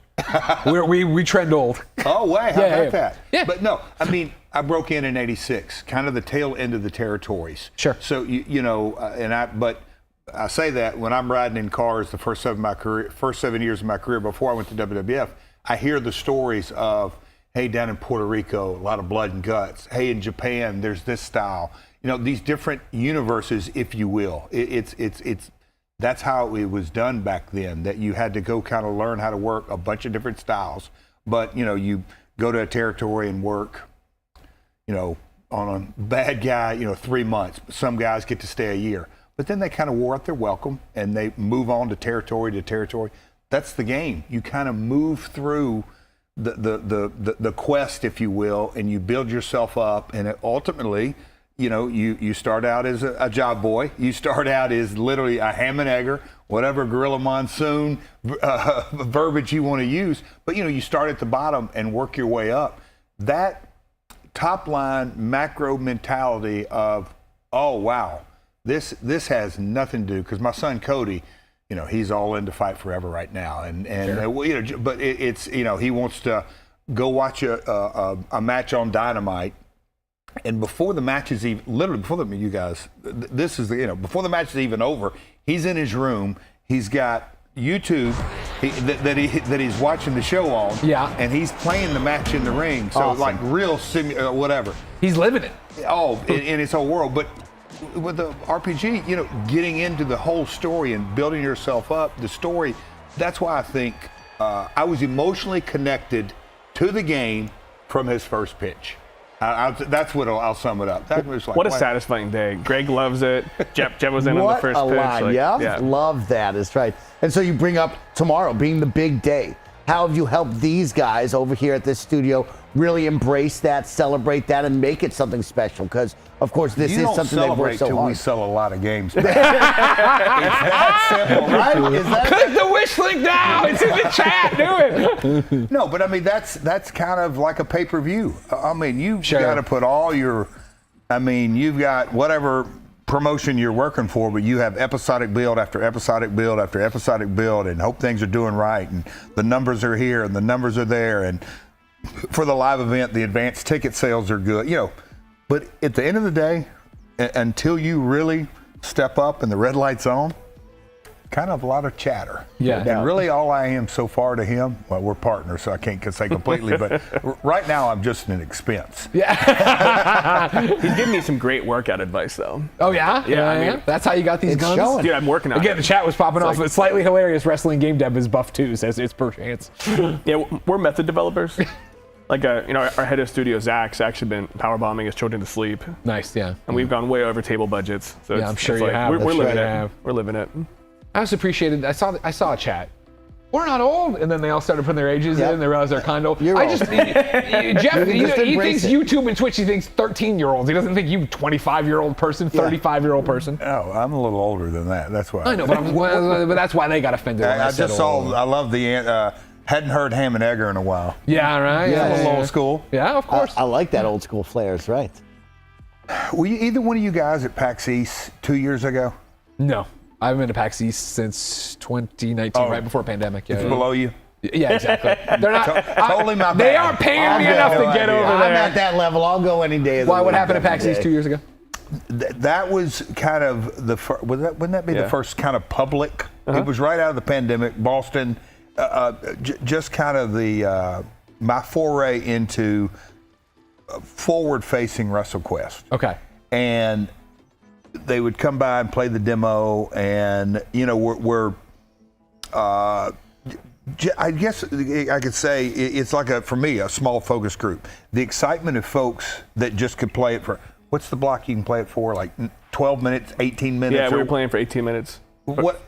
But I mean, the line, and I'm just like, now these folks are in this convention and there's a massive, everything in the world out there. Hundreds of games to play there. Yeah, that's what I mean. Yeah. I mean, it's crazy. And there's a consistent line. And I'm just thinking, they're just standing there waiting. That didn't quite register to me. Yeah. I mean, hey, can you just kind of watch the game and then move on? But no. So I say that. The general excitement from day one was mesmerizing to me. And again, that was the thing for me. I mean, I know we talk about SGF running in and finally getting to play. It was off the heels of that. Oh, Summer Game Fest. See, again, I get it. you guys got all these. Let me explain it this way. There's this mid-carder named Jeff Keighley, and he does all this stuff thinking he's a main eventer, but he ain't a main eventer, are you, Jeff? Curtain jerker. Yeah, exactly, But like the PAX East thing was, my Twitter feed had so many, hey, Greg, this is your kind of game. Oh, you've been talking about wanting something, blah, blah, blah. Like they were all about it. Yeah. So that PAX East was our first trade show back after COVID too. And we had like a very indie, like 10x10 with like a pop-up banner. Yeah. And we had 2+ hour line of people waiting to play without having an announcement or a ton of bookings for press. And we're like, this is interesting. I wonder if there's not a lot of wrestling games here or what. And hey, you guys. It's just there's not enough wrestling games breaking the mold. They're there for Double J. Double J. Yeah. No, there's just not enough wrestling games, period, but there aren't enough doing something different and interesting and fun. And again, being a love letter to it. I'm not even saying, the box quote or whatever. It's just the idea that like, from the moment you start playing, like, oh, this is different, and it's another video game genre I love. It's a cool art style. It is all these different callbacks. Zach, the creative force. Okay. That amazed me too, because I mean he's the we won't use this 4-letter word in wrestling. He's the writer. Okay. Yeah. But no, creative. But going back to the word authenticity, the hype meter and people, you can't just do the same thing. You can't just mash buttons. Look, again, I'm not a gamer, but I could translate to that you got to be engaged in the game and all the look. There you go, hype tag meter. team battle. No. Watch Man doesn't have to fight alone. Use powerful tag team gimmicks to turn the tide of any battle. Choose prepare for tag team with one character, then use the right arrow to list the tag team gimmicks of the next character. Every combination of characters has different. Are you a very good gamer? Yeah. No, you're not. Arson, we know go out there and find anybody who works here and tell them to bring in my Trending Gamer of the Year award. All right? This isn't a joke. Arson, go do it. All right, I won this award for being the Trending Gamer of the Year. It's a really heel move. Yeah, it's like it's not a heel move when it's the truth. Do you want to go dig out my South by Southwest Gamer of the Year award?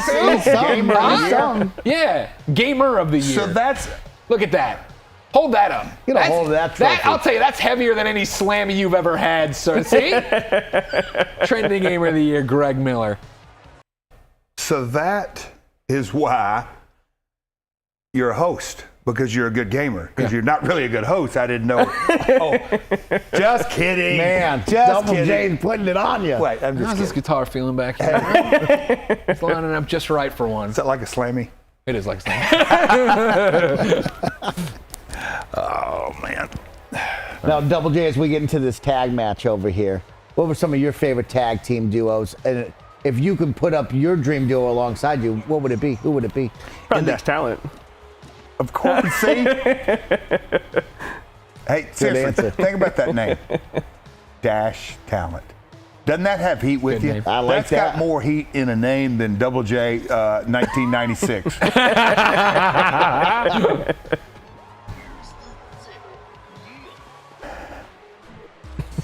The pixel art is just off the charts. Toy Box Jimmy. Every name in here, I want to see these guys come to real life. They're my tag partners. I've had dinner with Muchacha before. Have you? Oh yeah, he's great. Big eater? Very hungry. Yeah. Yeah. He loves- high protein diet. He loves sushi. He does love sushi. Mike, you were in here doing a post show, but when I was like, all right, here's where to order. Yeah. They were like, oh, this is great. Double J, big eater. You and me Eating both. big. Eating Eat big. big, be big. That's There what you they go, always brother. say, Double J. I like it. I like I'm it. all about that. Now, Now, of course, I You're was telling- terrible. You are absolutely terrible. Me? Yeah, he's really bad. I'm cleaning this guy's clocks. Look at this. I watched a lot of guys actually is play in there, yeah. this game, and you are by the far. worst. Now, Double J, as I was getting ready for you to come join us in the studio this past week, I was getting excited. I asked Greg, do you still got the swagger, right? Because I saw you with the strut. Do you still got the strut? Of course. After all these years, you still got that swag? Greg, what's wrong with him? Can you teach me the swag? Can you help You got me 2 improve guitars, mine? and I'm afraid we're both gonna get them. All right? I don't like without this I stage dare shaking you, up. Double J, to put a guitar on top of me. We'll see how it goes. No. I'm all about it. That's why I brought this one out. Now, do you Those are nice acoustics. Are those office guitars that y'all just have yeah, here? we're just like showing them off. We're a guitar-centric team over I there. see Guitar this. center team. Y'all play guitars out there, not work. That's a great content piece, like the history of guitars and gaming. I can see We've it. been working on it. It's a rich Yeah, one. you know. Yeah. We started with Ellie and The Last of Us and haven't gone much further, but we're on it. We talked about that before, didn't you? Oh, brought yeah. that up. No doubt. Yeah, some of the deep cuts we left tabled, I just think are funny for wrestling fans. Like one of the areas we have on our wish list is the history of avian culture in wrestling, right? So you have like your hawk, your raven, your free bird. Right? I was There's gonna a say lot of them, Freebirds, dude. There's a lot right? of them, Yeah. right? Frankie. And it's like total. And Frankie, so that's why we have Coco. And we thought what we should do is take the best wrestle pets, right? So we'd have like one dog-based area with JYD and the bulldog, and they're just like, they're there showing all the other dogs like the path that they've created. And some of those things we eventually had to table because everyone was right that not everything does fit. You know what? Maybe we can't have too much pumpkin in this soup. but some of those like are made for great short Easter eggs. Like we went a lot of love for all the toy based like we'll call it Mr. Potato Head styled theft. Yeah, I like them a lot. Yeah. You'd be mashed potatoes. I saw it earlier if it wasn't for me. I have a few different wish lists left for WrestleQuest. One of them is definitely the WrestleQuest toys. Even if we're just going to 3D print them, those are going to happen. Yes, 100%. Well, I mean, that for you sure. joked earlier, maybe it wasn't a joke though, about, the future, every buck you get, you're going to do this with it. But you mentioned DLC. Oh, yeah. Like, is this something you're going to still do more for? We're off the races right now on DLC. We haven't Good announced Lord, details. man. Can't wait. 80 hours in this game and you're making more? Here's the thing is like, we just love it so much. And now that we've had such a positive reception from folks the last 6 months, 8 months, as we've gotten towards, beta and then gold. You just wait till you hear, pal. Yeah. Yeah. It's really exciting. There's a lot of wrestling I'm on fans in in the the game. games industry is what we found out. Yeah. So we're gonna go in some additional unexplored territory. Okay. I can't wait to share. All right. Well, I appreciate KindaFunny being in Yeah, the real we're game. super You jazzed know what I mean? up, We don't have to be right. in The any base game, DLC. you gotta go there to get the rest of the journey anyway. Exactly. right? 80 hours. I love it. I mean, when we Big talk boss about man RPGs, making it's gotta be Al rich like Snow that. eat his dog pepper. Remember that? Dog pepper. Refresh my memory. Well, he made him eat his dog Pepper. Remember, he had a Chihuahua he had, and so then when Bossman was feuding with Snow, at one point he stole Pepper, and then he kind of like, I'm gonna make peace, and he made him chili. I do And so then he remember. did that, and then he did that. Yeah, it's all I that's a great one, and I understand why it gets the spotlight. I'm still a big fan of when Big Boss Man interrupted Big Show's dad's funeral and dragged the coffin away with Big Show on top of it. Like, wrestling, man, come on. You It just- doesn't get any better, Hey, Jeff. well- It doesn't get any better, Jeff. Shakespeare to the masses. I know, right? But yeah, we talked about it before, Jeff. Man, I'll tell you what, when you came to WWE/WWF back in the day, ooh, I hated you. You were like, because I'm a kid. Job well done. So right? exactly, you were so good at your job. You'd come out and he'd do the strut. Again, oh God, here we go. That's it. You gotta teach this man. Kevin, go full screen on this. Jeff, you gotta teach this man how to strut. You gotta kind of. You This is gotta some help kind of me. weird thing. You gotta help me, Double J. What, How's he doing, do you Double go J? back straight up? All right, see, do you go a little hunch on it? What do you do? Your hunch is all right, but like so the when you hunch, put your right foot forward, do your left hand. Oh, okay, the opposite. There here. we go. What a little There hip you wag. go. What are we doing there? You know what I mean? He's still got Show him. a little shaky. Show him the real way to do You it. got to make it a little bit smoother. See, there you go, a little bit more smooth. Hey, Oh, look there we at go. you. Now he's strutting. I like that. Now he's strutting. Hey, can we get a little B-roll? Agent X, do you smell burning toast? Looking like you're having a stroke up there. You gotta learn somewhere, people. You gotta start somewhere. It's true. It's I'm a great jobber. point. I'm starting from the bottom. Comments. Yeah. Mike looking like he's doing the single ladies dance. Ernie Cooper. Mike is a brave man. It's more like a mech. It's more like a mech. There we go. Oh my God. That's kind of interesting to have like a strut-based personal trainer. Like that was a new opportunity today that just, Right there. just came to us all. have WrestleQuest to is look. dreams come true all over the place. Is that your first foray into professional wrestling, 90s wrestling?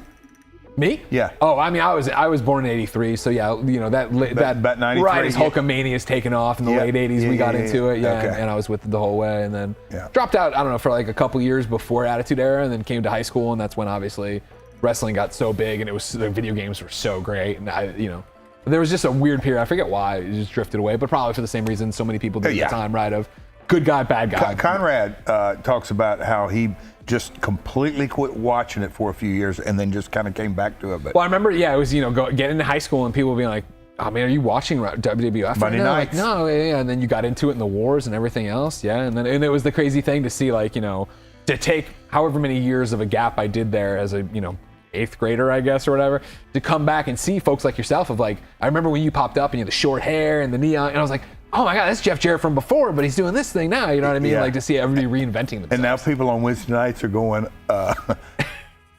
wasn't he in the 90s? People turn on AEW, he's still doing this? Believe me, they are, but no. But I mean, that's part of the draw, right? And that's got to be such a big deal for you, because I feel like every legend I talk to, and you are a legend, sir, talks about, kicking the ladder back down, helping out the young guys, right? And like AEW is all about that. I love that, the people they're bringing. And it is, I mean, Wembley, God, I was going Oh to my say God, next right? month. That's in 2 weeks. To kind of think about where, it's going to break the record. Yeah. Like the most attended professional wrestling. Being third generation, Dad just passed away in February. Sorry, Jeff, your mic pack lost power, it looks like, so give me 2 seconds. You want the guitar for when he comes out here to change the battery? Get out here, New change guy that. on Man. set, you don't put batteries in his. It's insane. That's Disappointing. embarrassment. I'll tell you It's what, embarrassment. that's disappointing.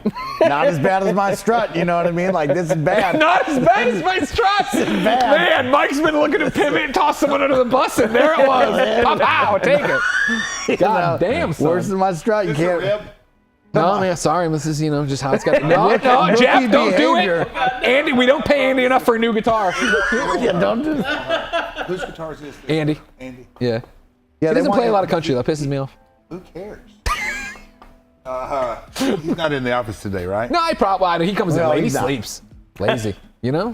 Yeah. Kids these days. Exactly. Is it working He's a now? kid. You'll check Big one kid. God almighty. Where were we? No, what were we talking about? About to break the record in Wimbledon. Oh, yeah, no, It's a big yeah. deal. A big deal. I mean, he messed it up. It's a massive deal. It's I'm trying to tee you up. That's right. I was just saying, my grandmother, she got into the business in 1946. So I kind of feel that to me is what's so special. Jarrett's have been in wrestling 75 plus years. And to be a part, that's what it's all about. Butts and seats, in Wembley.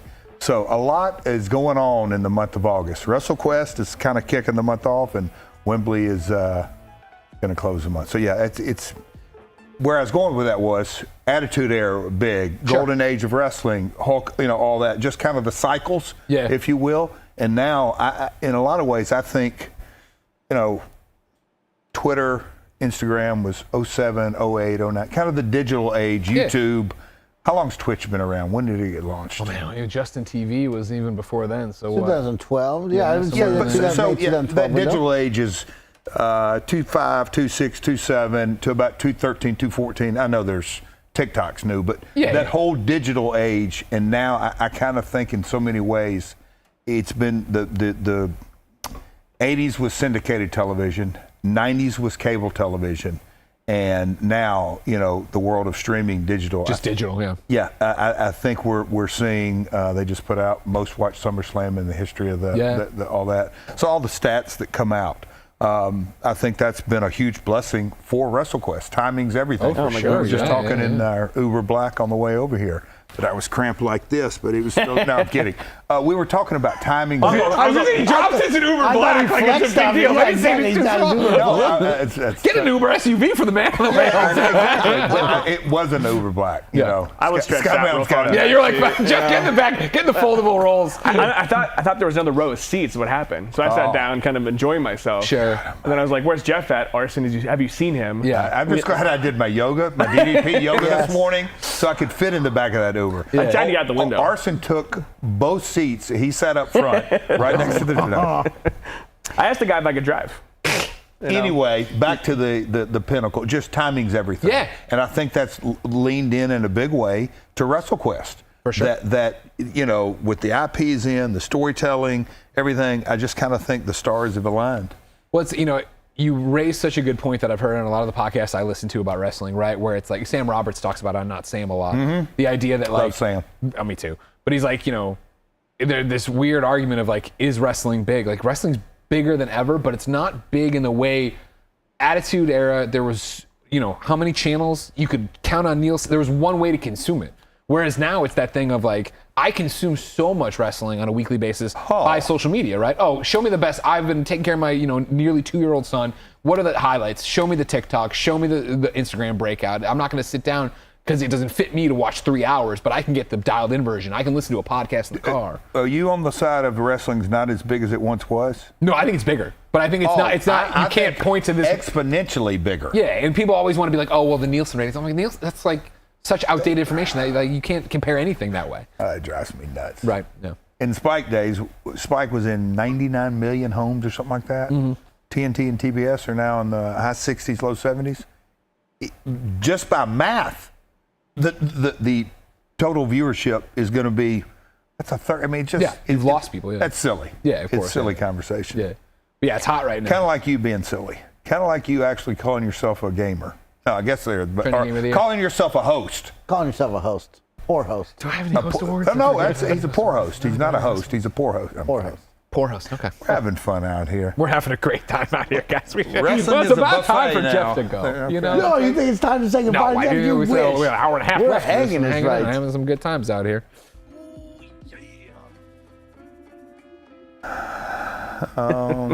JYD. How much fun did you guys have coming up with all the different territories and factions and? Yeah, I mean, it's like that wish list cycle. We went around the block with it a lot. Yeah. Yeah, for people that love RPGs, who are used to traveling to unique, distinct locations, and we had the toy lens, the wrestling lens, and then we had some like RPG expectations, right? You expect there's dungeon crawling, and we got some killer dungeons. Like there's one you'll get to eventually in the Land of the Giants. It's just been so much fun to watch people react to. But there's so much unique DNA across each layer to have each represented and feel cohesive was a bear, and the territory system actually helps unlock a lot of that. Because each territory has its own play set, it has its own wrestling identity.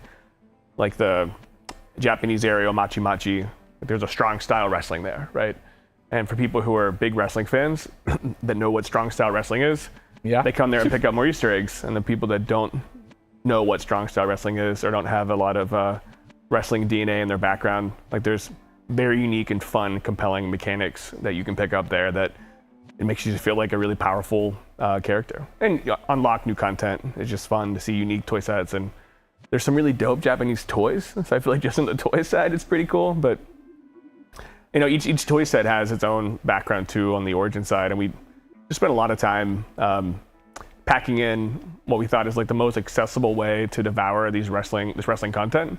Like you may not know what a territory system is, but once you're a third into the game, it's you've experienced it. Like you now know, and that might inspire you to Google some of these things. We've had a lot of fun with people just with the demo alone, like picking up wrestling by playing WrestleQuest, and come back with questions and content suggestions. And there's something very satisfying about people coming to us and asking us for wrestling recommendations. Where do you start? This is a problem I feel like legitimately I haven't had in since high school. Sure. But where somebody's like, I'm watching wrestling for the first time. What do I? And you're like, oh my god, like what do I send you to watch or do? Or, Wow. So I like giving people some clips to some territory wrestling, and then immediately telling them to check out WrestleMania 1, and then giving them the context of like here's what was evangelized and brought in this greater scale, right? I thought like you gave them the Best of Jeff Jarrett DVD. That's usually the 86. first layer. A link to buy. That's an affiliate link. I have the highlights right now on our Slack channel. Everybody's watching the 100%. highlights. And we've talked before about a rebrand of Jeff Jarrett Quest and just different types of guitars. We could have geez, ukuleles, stop it. you know, we could really get into that, right? Cellos, but you know, it just depends on how heavy, you know, how heavy those hits want to be. But you know, I feel like that helps people capture this magic of what actually happened in the industry, and then it gives them this little sense of you know, their first promos and their first pieces. We often have sent people in our press kit like links to some Macho Man promos and said like, this will replace your coffee tomorrow morning, like watch this first thing. And without any wrestling experience, you're drawn in, right? Like it's we've had a lot of anime fans that don't have any wrestling background be like, this is great. You know, like how did I miss this? I've been sleeping on wrestling, you know, but. Greg, how'd you weasel your way into the game? I'm a big deal in the video game world, Jeff. All right? You come into my world thinking you can push me around. He's trying to use my catchphrase, my world. I see you. Jeez. Maybe I'm a student of the game. You never know. Cheap heat. Cheap heat. Cheap Heat. Oh, I love it. Yeah, but again, like again, it's back to the authenticity and enthusiasm, right? Of like in our world, we always point to this one indie game called Shovel Knight. That I'm getting under the learning tree. Exactly. Seriously. Shovel Knight was this game that had the 8-bit aesthetic right. It was very much harkening back to old school games, and the way they did it on a shoestring budget wasn't to go wide to everybody, talk about everything. It was to go target people at IGN and GameSpot and influencers that knew they would like this. They consumed our content enough to know that, oh, well, this person loves these kind of games. They'll evangelize for it. And they did, and they became huge, and they had such a huge Kickstarter, wasn't it, right? I can never remember Indiegogo or Kickstarter. They had a huge Kickstarter, and it was like kind of revolutionized the way a lot of people did it. And so for how did I get in the game, they're just lucky enough to be in my presence on the internet and know that I like video games and I like wrestling. I can relate. Yeah, exactly. And so then they went out and found the right people. And it was funny on last week on Thursday when we all could announce we were in it. And like I talked to some people, but not everybody. But to be like going through Instagram, like, of course they have Mega Ran. You know, scroll down, of course they got Angry Joe. Of course, you're like, yeah, of course they're gonna get everybody who you would know should be here. Yeah, you were on the wish list very early, but because I'm awesome, Jeff. Jeff advised us to not reach out. Yeah. We want to sell games. Sell games is right. Woo. And learn how to strut. There we go. Get up there. What have you learned? Opposite hand. See, opposite hand. Here we go.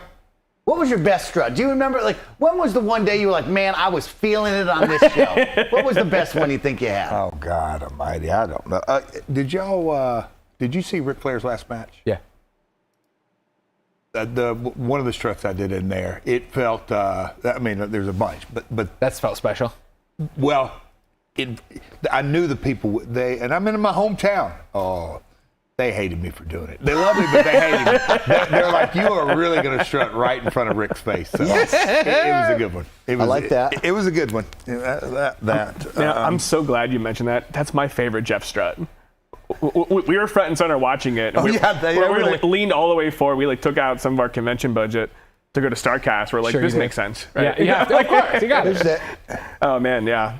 I would say one thing that makes the wrestling events a lot different than the gaming events is the wrestling events are used to just like camping out for autographs, and they're not used to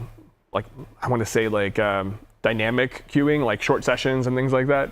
And at StarCast, we had people just stacked around that booth all the time because we were pretty close to the Jeff Jarrett booth. No. Yeah. And he had these prints of his WrestleQuest character that we had given away. Can I tell that story? Yeah, of course. Yeah. Please. And this is more than once, but this was the first time. So they bought booth space at StarCast, and that's a wrestling convention, Conrad shows, and all that kind of stuff. But they made up, I don't know, 100 or whatever, a stack of my image, pixel art of in WrestleQuest. Yeah. And so I'm at my table. It was close, all this, and so he said, "Hey, you want some of these?" I said, "Yeah." So I've got a double, kind of my IC title, kind of the different chosen one. The smattering from the generations of Double J. You know where I'm saying. At the and the guy running my table, I said, "Hey, put those out there." I said, "Let's just see. Do you know?" Now this is at a StarCast. Now, WrestleQuest is just getting known. That print sold out first. So I go to. You gave him a cut, right? Because he printed those for you. Hell no. Are you kidding me? He charged us for each. Yeah. He's like, all these. You got to be like, oh, I didn't approve this, so now we're going to talk about how much you owe me. Every convention that I've been to, I'll bring those. They always sell. Now, you know the wrestling industry. Why is that selling? I still can't really put my thumb on it, because it's not so much a collector. Little kids will come up, other folks. It's pretty good art. It's great art. Yeah. I'm not discounting that, but it's such a different. I mean, my thought would be image. right, like it's new.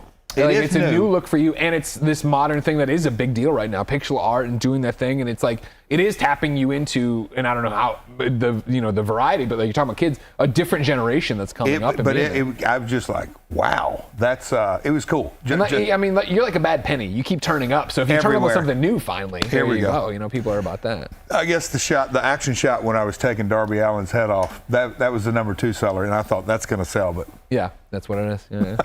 Yeah. That's going to sell. Boy, things are brewing here on set. You feel the tension? Yeah, I can feel it. I can feel it. I feel the Get a little tension. hot. I'm predicting by the end of this, I hit you with a guitar. How about that, huh?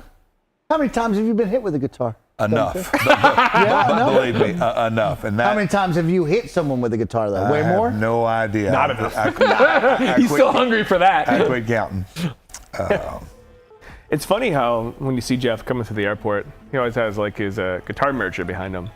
And there's stacks of guitars, and you just know one wrong corner. Someone's going. You know, when your baggage claim flight from Detroit will be on baggage claim Carousel 4. Any oversized luggage and guitars will be over here on this one. It's so embarrassing when they just start coming out. We do keep extra guitars at the office now, just in case. He shows up. If Jeff is coming by the office, let's have some fun. We do have like an unreasonable number of guitars and phone heads, just in case. When you had Al Snow doing the same stuff in the Sports Center kind of commercials, like, oh man. Al's hilarious. It was good. He's so funny, man. Al's always had a unique sense of humor, but those spots were good. Yeah, they were the ladder. Did you see the ladder one? Yeah. The wrestling guy climbing so slow. Slow. Y'all need to get B-roll. Where we're talking. Whoa. All you got to do is ask. All right, you want some B-roll, Kevin? I need you in there to Google up the WrestleQuest commercials, and I swear to God, if we get claimed on this, they're all on the Skype on Twitter. All right. Well, no, I mean, but if if you're gonna say they're gonna come claim my Jeff would, but Jeff would. You get an email from ad-free shows. Yeah. I have been pulling up some stuff, like when you guys were talking about Shovel Knight, I showed that briefly. But the problem is right now you are watching the HDMI 4, and you'd have to switch to HDMI 1 to see. We can do that. Kevin, Yeah. This is a fun, laid-back stream. Everybody already knows WrestleQuest is out tomorrow. We already know the game's amazing. Go get it. Can I translate that for you? Yeah.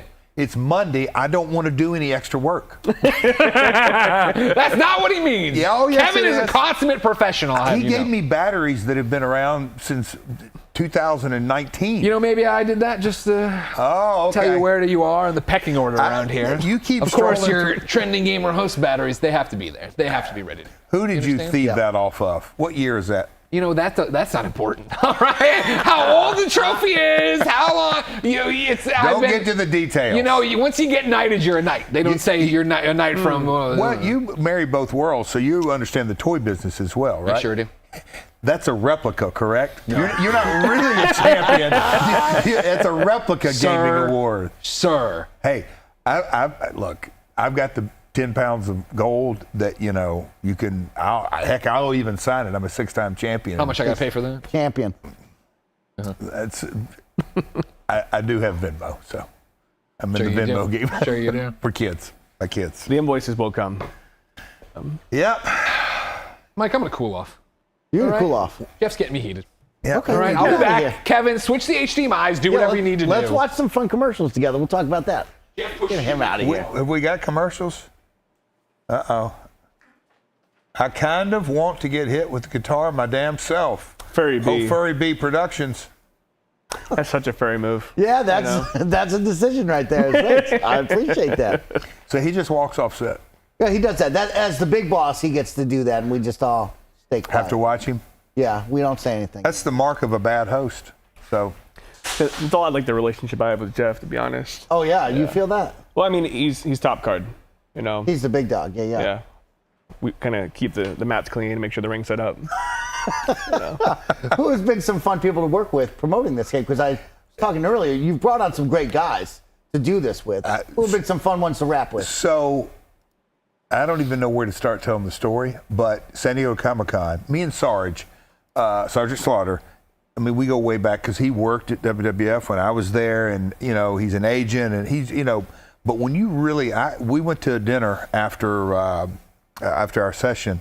Man, it was, what's that place called? Nobu? Oh, bud. Oh, he went to Nobu. Oh, dude. Man, you guys are so cool. I could have ate for hours at that place. But so there were Skybound folks, there were IGN folks. There were, I mean, we had a table of 12 or 14. But I strategically placed myself right next to Sarge. Gotcha. We got to talk wrestling, and his story is it's really amazing. Before he became Sergeant Slaughter, just kind of, I mean, he started, I mean, his journey to get to where, you know, when you've main evented WrestleMania, that's a pinnacle. I mean, that's up there. I think he's got at least one under his belt, maybe two. Anyway, he but kind of his entire, just the story of Sergeant Slaughter, and hearing him on stage when we did the panel, you know, I've always seen him as an agent, producer, you know, obviously as a wrestler, as a talent and all that. But when he's on stage during the panel, and to kind of hear him relate his stories dialed right into the gaming world, if you will, I don't say he still got it, but I was just like, he's a smart dude and great guy, and a great storyteller. But it was, you know, my wife Karen's like, hey, did you have a good trip? It's kind of the same deal. And she's like, so I don't know how it came up. And I said, I was like a little kid again. I got to talk to Sarge and ask him about the Kansas City territory and him working for Vern, and when he went to Vince and how he got in, and Vince McMahon's father is the one who originally brought him in, and just all the different old-timer stories. I loved it. And, of course, Jake. But Sarge has been my favorite by far. That's awesome. The sound bites were incredible. And I have a really short Jake thing that was hilarious. Oh, gosh. Okay? So we were sitting there in the green room after our panel at Comic-Con, and we were talking about how, like, the Uber driver that was bringing him to his location, like, offered to turn off the Uber app and just charge him $50 less. Oh, and okay. And I was like, man, what a heel. And Jake was like, that is pretty good. He could have been famous, you know, like, and it just like killed the press that were sitting there, you know, because it's like this innocuous moment of this like fantastic historical heel, just talking about this Uber driver turning the app off, being like a notable heel, which is very fun, you know. But especially everyone's energy is pretty low, like we're 12 hours into the day, right? That was very funny. But Sarge was lighting it up on the panel. It was awesome, dude. Yes.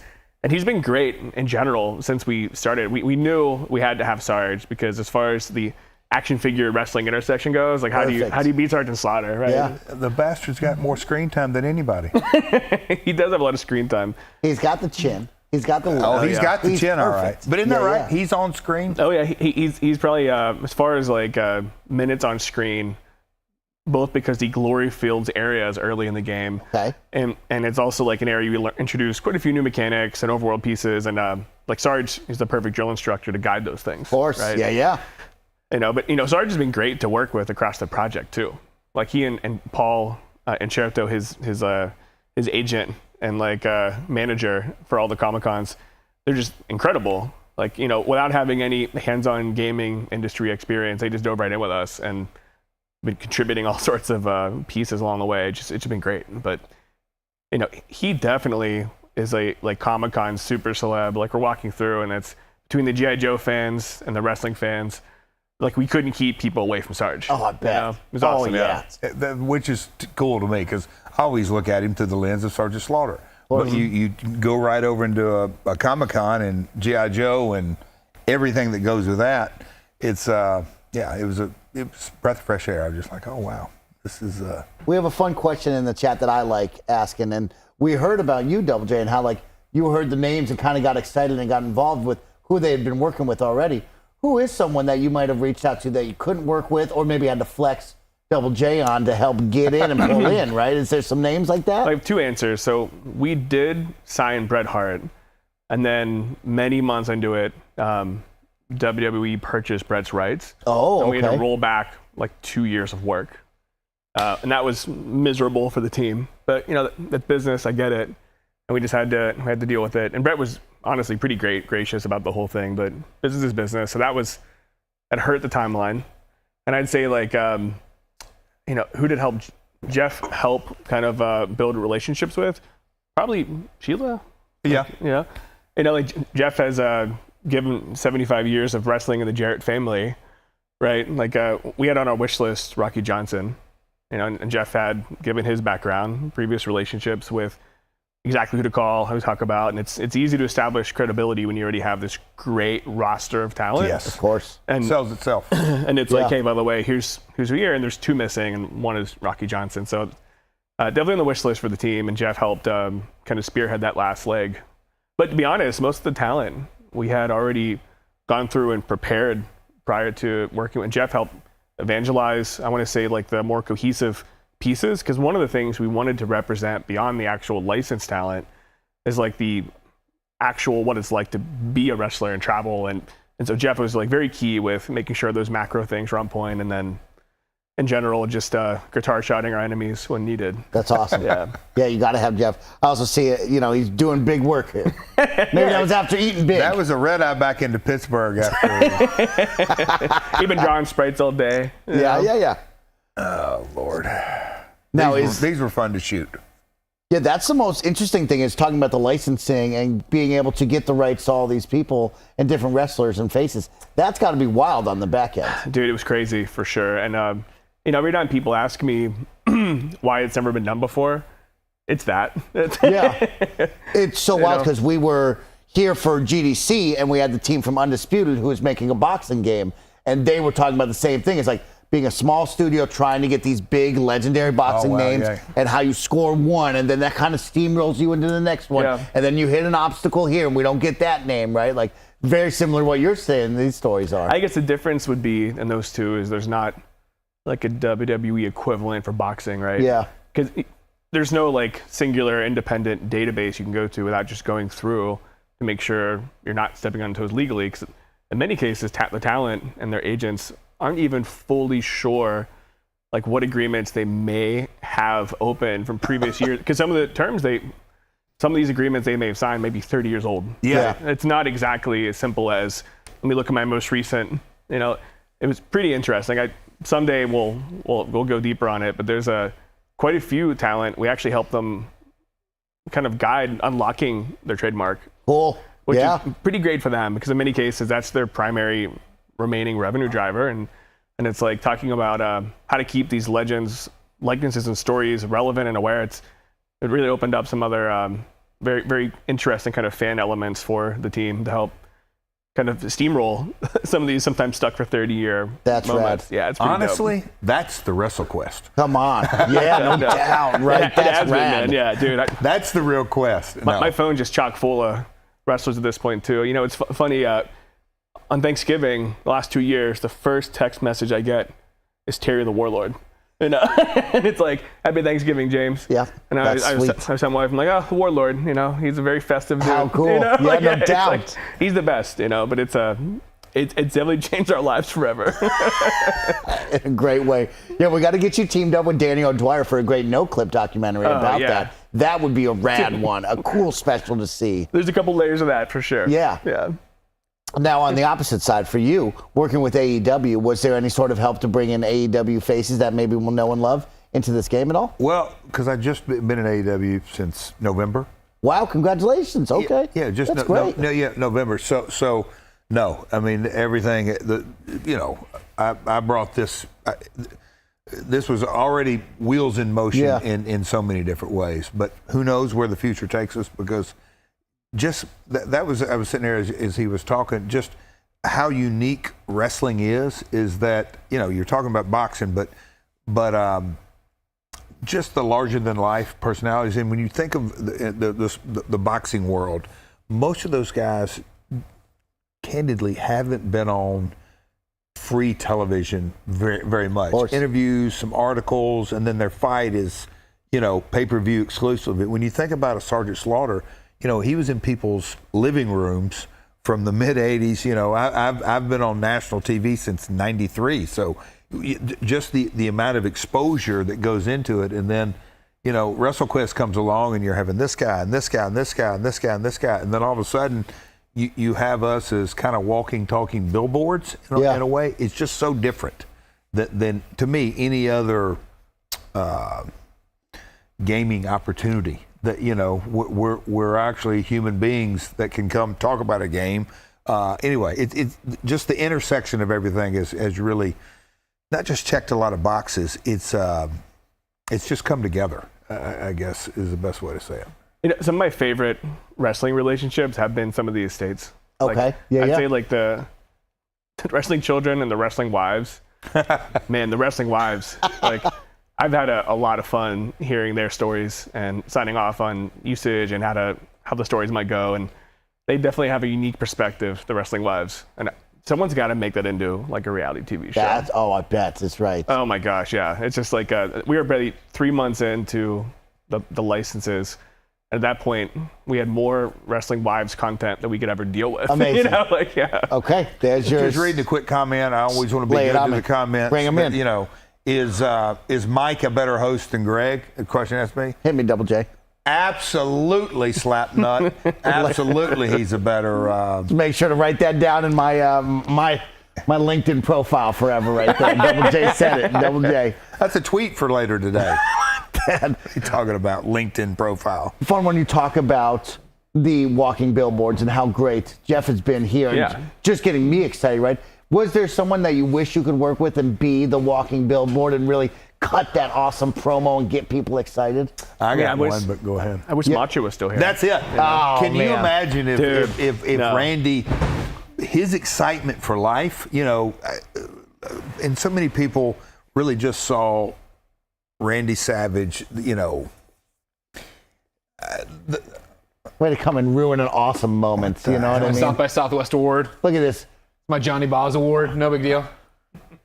The heads up. Sorry. Are these real or replica? They're real. Oh. All right, Jeff. They are real. Doing a little Macho Man over there. Yeah, exactly. A middle schooler made that at their local wood shop. Like, let's not go that far here, okay? Nothing special. You can take it up with the South by Southwest. Not that you'll ever be invited, Mike. Least entertaining That's not what it says. online personality. It says most, ladies and gentlemen. Least entertaining. You really won the least entertaining award? It was the most. You Google it. Look, it doesn't work, so it's appropriate for the award. It's not very entertaining. The least entertaining. Okay. What's the other one you got? A fake brick you want to show? That's Johnny Boz, and that is from a middle schooler on YouTube. Okay. Johnny Boz Award. I better not break that. Man, you saw it in his eyes. Let's snap that in half, and I was gonna get so excited when he did it. Oh man, Johnny Boz that would have. That would have the cuff out here today, boys. When you barged out here. We were talking about. I saw the chat be like, Greg, they were having a moment. I would love to. Let's get back to it. No. The moment. I'm going to throw it to you. Okay. If we had, because you played the game and you were terrible at it today. That's not true.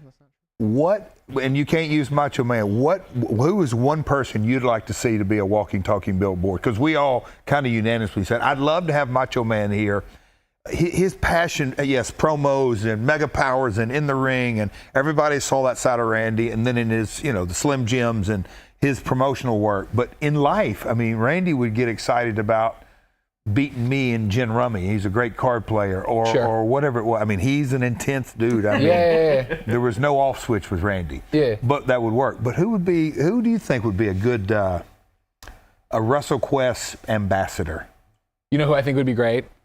Gorilla Monsoon. You mentioned it earlier, right? Oh, Ham and egger. But for me personally, like he actually came up with a good answer for you got him. Most entertaining online personality 2016. One of those things I remember as a kid watching was when they started doing fan access. Yep. And I remember for one Mania or whatever it was that you could get, I didn't go. It was a big deal when I went to SummerSlam '94. Where were you born and raised? Chicago, Illinois suburbs. Okay. Yeah. So I have a lot of, Yeah, Rosemont Horizon, Allstate Arena. gotcha. But they showed a clip of one of the things you could do there, and I'm sure it was only for a few, but Gorilla Monsoon was sitting there, and they brought people up, and you commentated over like 5 minutes of a match with him, and I always thought that was the coolest thing. And if not him, because you brought him up, so it's on the tip of my tongue and in front of my brain. The highest compliment I've ever been paid by anybody from WWE was when, Dan, it was when we were doing something. He's like, you're great, and we love working with you. And he's like, I hope this doesn't come off as an insult, but you really remind me a lot of Bobby the Brain Heenan. Oh, wow. I was like, that's like the highest compliment. The best you could of the best. The Weasel? Are you kidding me right now? Yeah, That's exactly who I want to be, of like, help people, shit all over you, and then I get shit on, and that's it. The good guy gets away, right? Like, wow. Yeah, like Bobby. It's fascinating. The Gorilla, his wrestling career, he didn't talk. Yeah, right. I mean, when you really think of Gorilla Monsoon and the legendary salesmanship, if you will, had and calling matches, and him and Heenan's personality. But when he was an in-ring performer, he's from outer Mongolia or whatever. Yeah. And didn't talk. Incredible. Yeah. I don't know if you saw on the world map. There's a big purple cloud. Oh man, I'm sorry, James. Your mic has now died. Oh my gosh. Give me 2 Come seconds. on. I'm gonna grab you. I'm going to step away. I'll grab some batteries. I'll be right back. For the record, Kevin just came back from a Greece vacation. All right, where he was in Greece. Not that it was like doing a lot of stuff with Greece. You understand, Jeff? It's a country. I don't know if you know. I get that. I know you're from the south. You're a little You slow. got me gyros out there. Gyros, Yeah, that's gyros. right. Yeah. A Greek salad. Yeah. Is that why we had Greek salads No, today? I just nicked the Greeks really good. We used to order from Little Joe's all the time, but Little Joe's doesn't offer salads anymore. And I figured somebody might want a salad. What kind of food is Little Joe's? Italian. So you got like, a pizza, a meatball sub. I like Nick. I like the food. I got to eat that in a little while. Cool. Anytime you want but to. you're actually kind of giving him. You're rationalizing why our awesome hilarious 2 sets of batteries. You hate to see Not it. 1, 2. You hate to see it. Just go. Yeah, they go. But when you have new guests on set, We checked them. no, you didn't check them.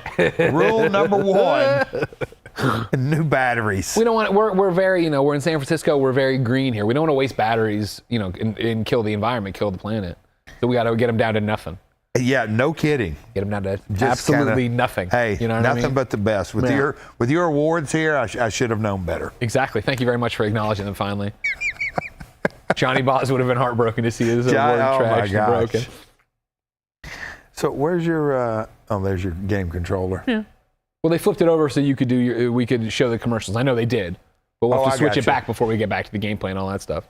Did we want to look at those commercials? I thought you guys did already. No. Oh, sure, ladies and gentlemen, if you haven't heard, if you've heard us talk about these awesome like Sports Center-esque commercials the WrestleQuest folks have done, we now have them so we can watch them. Let's check out this one.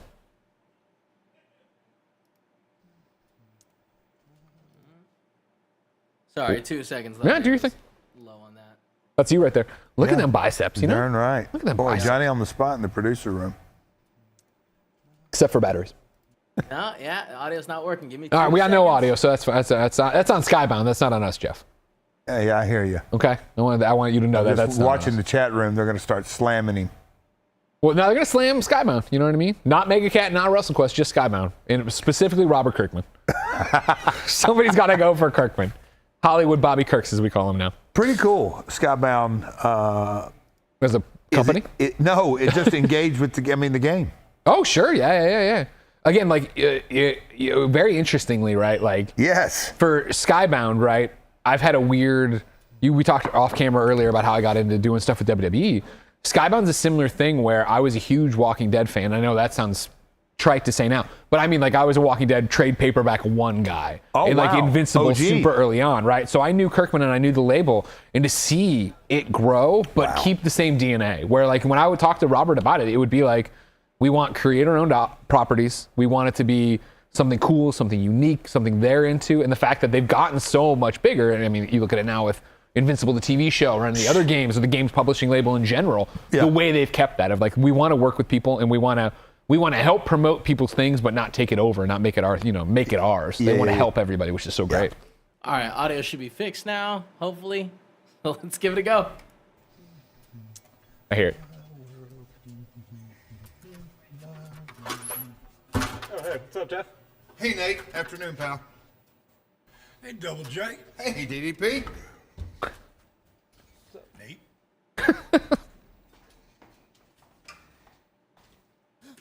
Oh, yeah. I'm going to leave. Nice. Gonna need some tape. Oh, we're gonna need some tape. What about the cake? It's time for That was great. WrestleQuest. Somebody in the chat, Timmy Buddy says, is Al Snow in the game? Al Snow is in the game. You guys got all the legends here. Oh, here we got another one.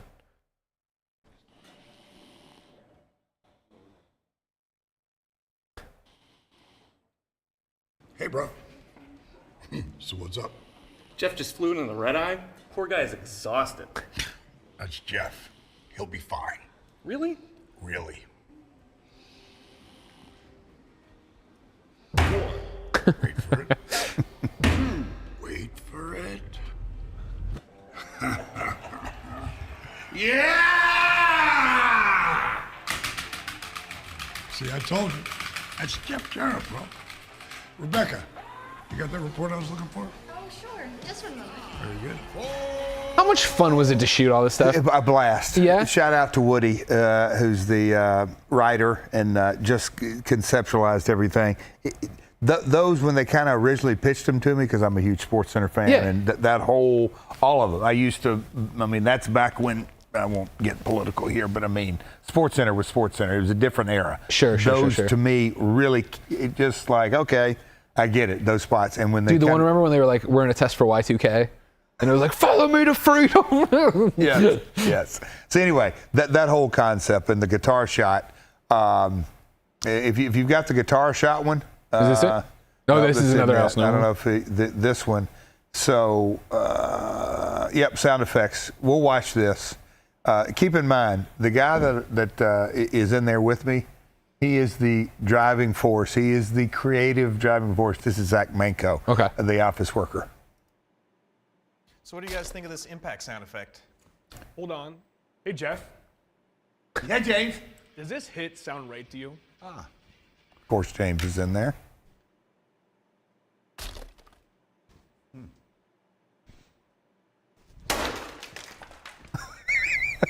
Sounds about right. Great, thanks. What are you guys thinking for lunch? I'm up for sushi today. I'm down. Yeah, but the guy I cracked was Zach. And just kind of the I don't know, the fun part about it is how Zach is, I mean, he's awesome. Super creative, understands, and he's like, yeah, I'll take the guitar shot. Oh my God. I mean, like, come on. That's a dream come true for any wrestling fan. You know what I mean? Are you kidding me? Taking a guitar shot from Jeff Jarrett? You need one. No, I don't go that far. No. All right, This this is what wins the awards. I wish we could use one of those, but I don't think we those need to are worry the about that. executives of KindaFunny. Again, why right? don't you let me hit you with the guitar for a change? Okay. You know? Okay. I'm down with Oh, it. great. Okay, good. Okay. Yeah. We got one more here. What's this one? Oh, no, this is the same one. Isn't it Guitar Attack? I think this is just wide. There's the ladder one. There's a yoga one. What do we got here? Employee of the month. I don't get it. I didn't even know we had an employee of the month. Awesome. Do the eyes follow you? I don't know how you do it. It's incredible. 6 months in a row, employee of the month. We're going out and celebrating. No, we're not going there. You know the last time you drank too much and you want to drive. We're not going to let that. Hello? Hello? I answered the phone before because you're confusing me. Hello, Mega Cat Studios, how may I help you? I think it's your mom. No, we are not going to the strip club. In fact, the employee of the month is sitting right here. My hat's off to you. Well, say something. Come on in, James. Right there, I got to say, was any of that scripted? Or was that just you turned the camera on Al Snow and you're like, probably go, just let him roll. just go. You've done this bit long enough. You know what you're doing. That was a 2-day shoot. Really? That was day 2. I was not there day 2. I was there They day can only 1. afford you for one day. Yeah, exactly. Yeah, Double J gets in, he gets out. One take Double J, they call him. That's what they call me.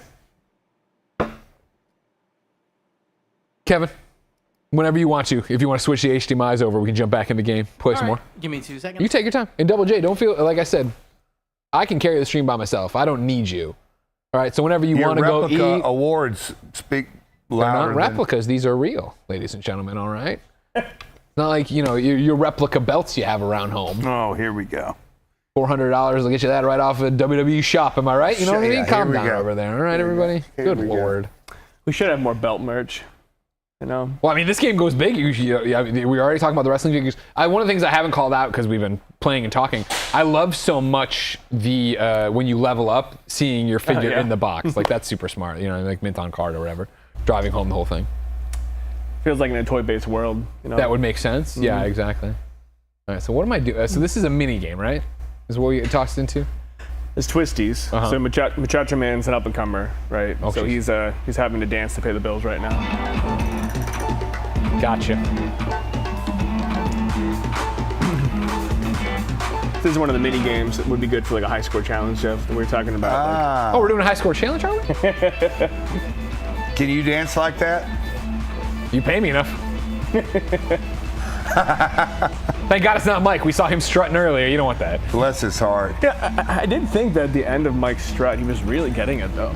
Yeah, we'll see. You still got an hour left of your stream. We'll see how he's feeling at the end of that. How long is this stream going for? Another 50 minutes, right? Yeah, 2:30. Yeah, so we got to get him another strut or two. Oh, sure. Yeah, I know. Yeah.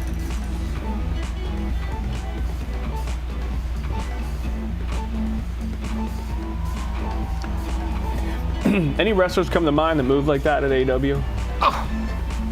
Daniel Garcia. He's the hips. He's got the hip. He's the hip twister.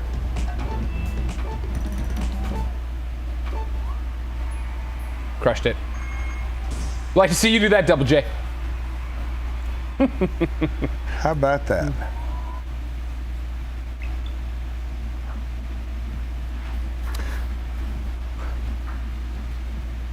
Miller, I turned on the air because it's getting a little warm in there. I appreciate that, Kevin. Thank you. No I can hear the air. It's probably making a little bit of noise. sounds real good over the audio, right? They don't hear it, Jeff. We're a production. We know what we're doing. I just saw the fight logo in there.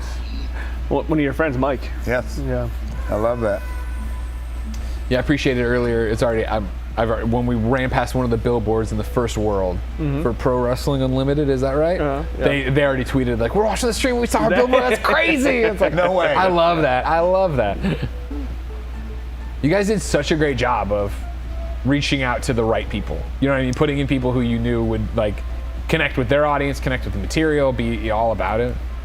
And you would imagine like it makes sense in a toy wrestling promotion to have like Timmy Buddy says yes, us at Pro Wrestling Unlimited. I'm sorry. Want to call out there still watching. What's up, Pro Wrestling Unlimited? I'm sorry, it makes sense in it's like it's done in an authentic way. Like it would make sense to have a ring apron with the Fight's logo, right? Yeah. And it's, for people who are discovering wrestling through WrestleQuest, which is a minority, but it is something that's been a recurring piece, or for lapsed fans. Yeah. Like it's a pretty interesting moment to like maybe discover something like a Pro Wrestling Unlimited through WrestleQuest. And you're like, what is that? You look it up, and it kind of definitely creates this like fan moment. That's what it's all about, right? Showing like the wider network of everything that's going on. So these are two of my favorite characters we created: Neon Graybird and Ronnie Kilt. Sure. We really wanted Roddy Piper. Right? Yeah. He would have been great, but you couldn't get the estates? No, just limited. But just like you can't have like I want to say golden era game without having some kilts. So even though it's a completely unrelated character, we did at least have two people that have kilt-based gimmicks. Love it. There's been a lot of them over the years. Yeah. Brawny Kilt. Yeah. Well, he's ready. Yeah, well, I know. But me and Zach have talked at length. The names. Oh, we have a new Danny Phantom's watching for the first time. Roughly how long will it take to complete? We talked about side quests and everything would be Critical 80 hours. About around 40. 40 hours for critical? Yeah. Okay. We've had some people clocking in at 39, some people at 50. It depends on your skill level. You can really juice it, lower difficulty, 40 hours. Yeah. Okay. Well, you want to do that. Depends on you're like an explorer. I am, yeah. I want to go to every. One of the things you guys do so well, right, is when you enter the new area and it's like, 0 of your chest, percentage for yeah. your treasure chest. I was like, oh, this is gonna break me. I know I'm gonna run around everything and do it. It's funny you said that because there's a balancing act there of, do you want to have an influence on the player to make them chase to complete all the treasure, or does that take them out of the story, or can we guide them in a way that, so there's a lot of balancing there. But well, RPGs are always so much about going off to the side and doing something different. No doubt. One question for you I have that we've been talking and playing and doing stuff. What is it with HP and AP refilling? Is it is it like world-based, mission-based? Because there was I was like, oh, it's happening after every fight, and then I was like, oh no, it wasn't. But it's a reward for keeping the hype meter engaged to a certain level, winning battles, of course. And then there's things like you can go to like Nurse Joya and heal up there. Yeah. And there's items, of course, and party buffs, and there's managers that can buff that.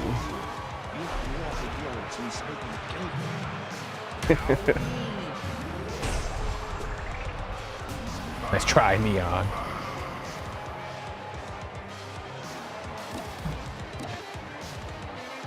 I'd say on our bucket list, I want someone to cosplay as some of these characters. Oh, you know that'll happen. Oh, you know that's Neon coming. Gravebeard, I just love him.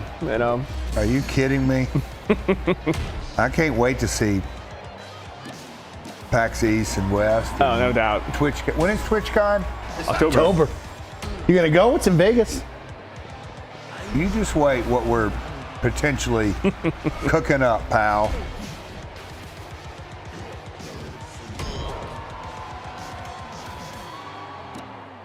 What do you think about the soundtrack, Greg? I like it. Yeah. That's what I was saying earlier. I think you guys or you weren't out yet. I was like, it's got it. Because it's one of those, it's back to your fine line to walk, right? It's got to be catchy, but it can't be overpowering. It can't get annoying. It can't do that. It's just got that great 8-bit aesthetic to it, like that tinge to it. Yeah, it's an interesting thing to walk because you want like the music to capture the immersion without being like distraction. Yeah. So like you can't have great wrestling without having great tracks. So we have like a different vibe for the walk-ons, of course, compared to the battle sequences. And we got a chat question, Jeff. Who did you like hitting with the guitar most? Greg and Greg. Right? You're gonna have to earn it, sir. You're gonna have to earn it if you want to do it. All right. I brought a nice little guitar out here with me. Sweet Who do I like guitar. hitting? The next person in front of me. I don't know. Greg, I know you saw the Beetlejuice hit, right? Yeah. That was a good one. That's one of your favorites. It's one of all. I mean, it's talked about like one of those things that the GIF or meme or whatever you want to call it comes out. At the time she was in 8th grade. My daughter's like, Dad, what is this? Well, honey, I did that before you were born. You're like, let me explain something about it. Daddy's job and where it's. How do you describe Howard Stern's Whack Pack to an 8th grader? Yeah. A little difficult. Someone had a great idea for DLC, and it was just changing the soundtrack to be My World on repeat. Yeah, I like it. Probably a steep licensing fee. Yeah, just a bit, I would think. Yeah. We can work a deal out here. I told you that. Did I ever hit Taylor Swift with a guitar? No. Now, hold on, because this is another one that started gaining more traction recently. The Taylor Swift story? Yeah. Yes. Mike, are you aware of this? I saw it in the chat very early on. Jeff Jarrett's the original Swiftie. Yeah, that's Taylor what the Swift chat said. Babysat your children. The story's got, but she's from Hendersonville. Yep. But isn't it amazing how Twitter, a guy put out a tweet of a photo that's been online forever. Yeah. But no, I mean, the story is she's from Hendersonville. My first wife, she passed away in 2007, but it was in 2006, 5, she was sick and a friend of a friend, and she's going to come by and visit the girls for a little while. Let's just say this, Taylor Swift never on the payroll. Yeah. Because her career had already started to take off. Yeah. That song, Tim McGraw, and she was going to come by. She brought a guitar. But I mean, she used to take the girls over to her house, bake cookies, and spend time with them. Yeah. But my favorite story is she came by the house. It was right before Christmas. And it sounds like when I say I live in a small town, it's not like Mayberry, but we're a bedroom community in Nashville. but she came by, brought a guitar, and was going to play a few songs for my girls, and she played one, and of course played another one, then played another one, all the girls anyway, and then phone calls started happening, and then we ended up like having 40 or 50 people at the house, and she's playing. So, but no, I was in the UK doing that press tour for Wembley, and they were asking me about it, and I said, yeah, I am the OG Swiftie. And the guy looked at me and just like, I'm using that. I love it. That's so cool. She's done quite well for herself. Yeah, I'd say so. Yeah. She hasn't hit double J status yet, but she's on her way. She's still young. Earthquakes in Seattle. Yeah, right. You see that? That bizarre. Yeah, she's. I guess her tickets are on sale over in Scotland. She's doing 3 stadium tours. Crazy, yeah. I'd love to see her wrestle in WrestleQuest. I think we need to get her in WrestleQuest. Good. Talk about that. You would never expect she comes out like a cloak gimmick and it's like the true guitar heel and they pull the top back and it's Taylor. What would you even do, dude? Oh. They even like a sick walk-on track. WrestleQuest DLC goes platinum. Yes, she can beat down Greg. I like it. I mean, I would job for Taylor Swift, all right? You put Taylor in this game, my fiance will play this. Yeah, that and a few other. One of the things that's been driving me a little bit crazy is like all week long we've had folks who we have in the game as NPCs announcing on social media that they're playable characters, and I'm like, oh no. Like how many times do you have to go through this, And what it normally is this massive enthusiasm. We've gone through like sign off and execution and details for many months in advance of this. It took one tweet from one person, and they all started adopting that verbiage. Yeah. And it's are we giving away codes today? They just put that up.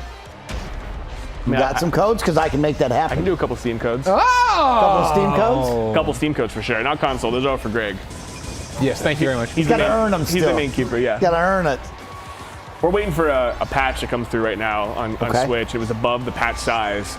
We've just been held Nintendo hostage for a minute. Greg, you want me to translate that for you? Yeah. Patch. Yeah, I mean, do you know what that means? Oh, I've heard of them. I've heard of them. Yeah. Okay. My apologies. Once the stream's over, I'll give you a little tutorial. I appreciate that so much, Double J. Yeah. Toy box. These came out of his toy box. These were Up-A-Go awards. It does seem like it, doesn't it? Yeah. They were in boxes, so I'm glad that he brought them out. It's so cute. It's so rare I got a flex on him, Mike. I've asked many of times, Double J, hey, let's get a shelf up here, display all the trophies that maybe the team may be awarded and want to show off. Oh, no, never, Mike. We got to keep these walls bare and white. We can never put up a shelf to celebrate Greg and his accomplishments. Thank you, Mike, my hype man.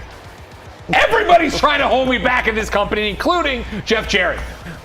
It is the world we live in, James. It's not easy, man. You're punished for having talent. You're right. That's it, Double J. How do you display all of your titles and awards? I don't. Really? No way. I mean, when there's none, what are you going to do? You know what I mean? Oh. Okay, I don't believe just that. Look at my Wikipedia page. The guy, something like that. Over 112 titles or 96 put me to titles. sleep when I tried to read it. Oh, here we go. Trying to get a little smack talk. Don't worry. Just saying.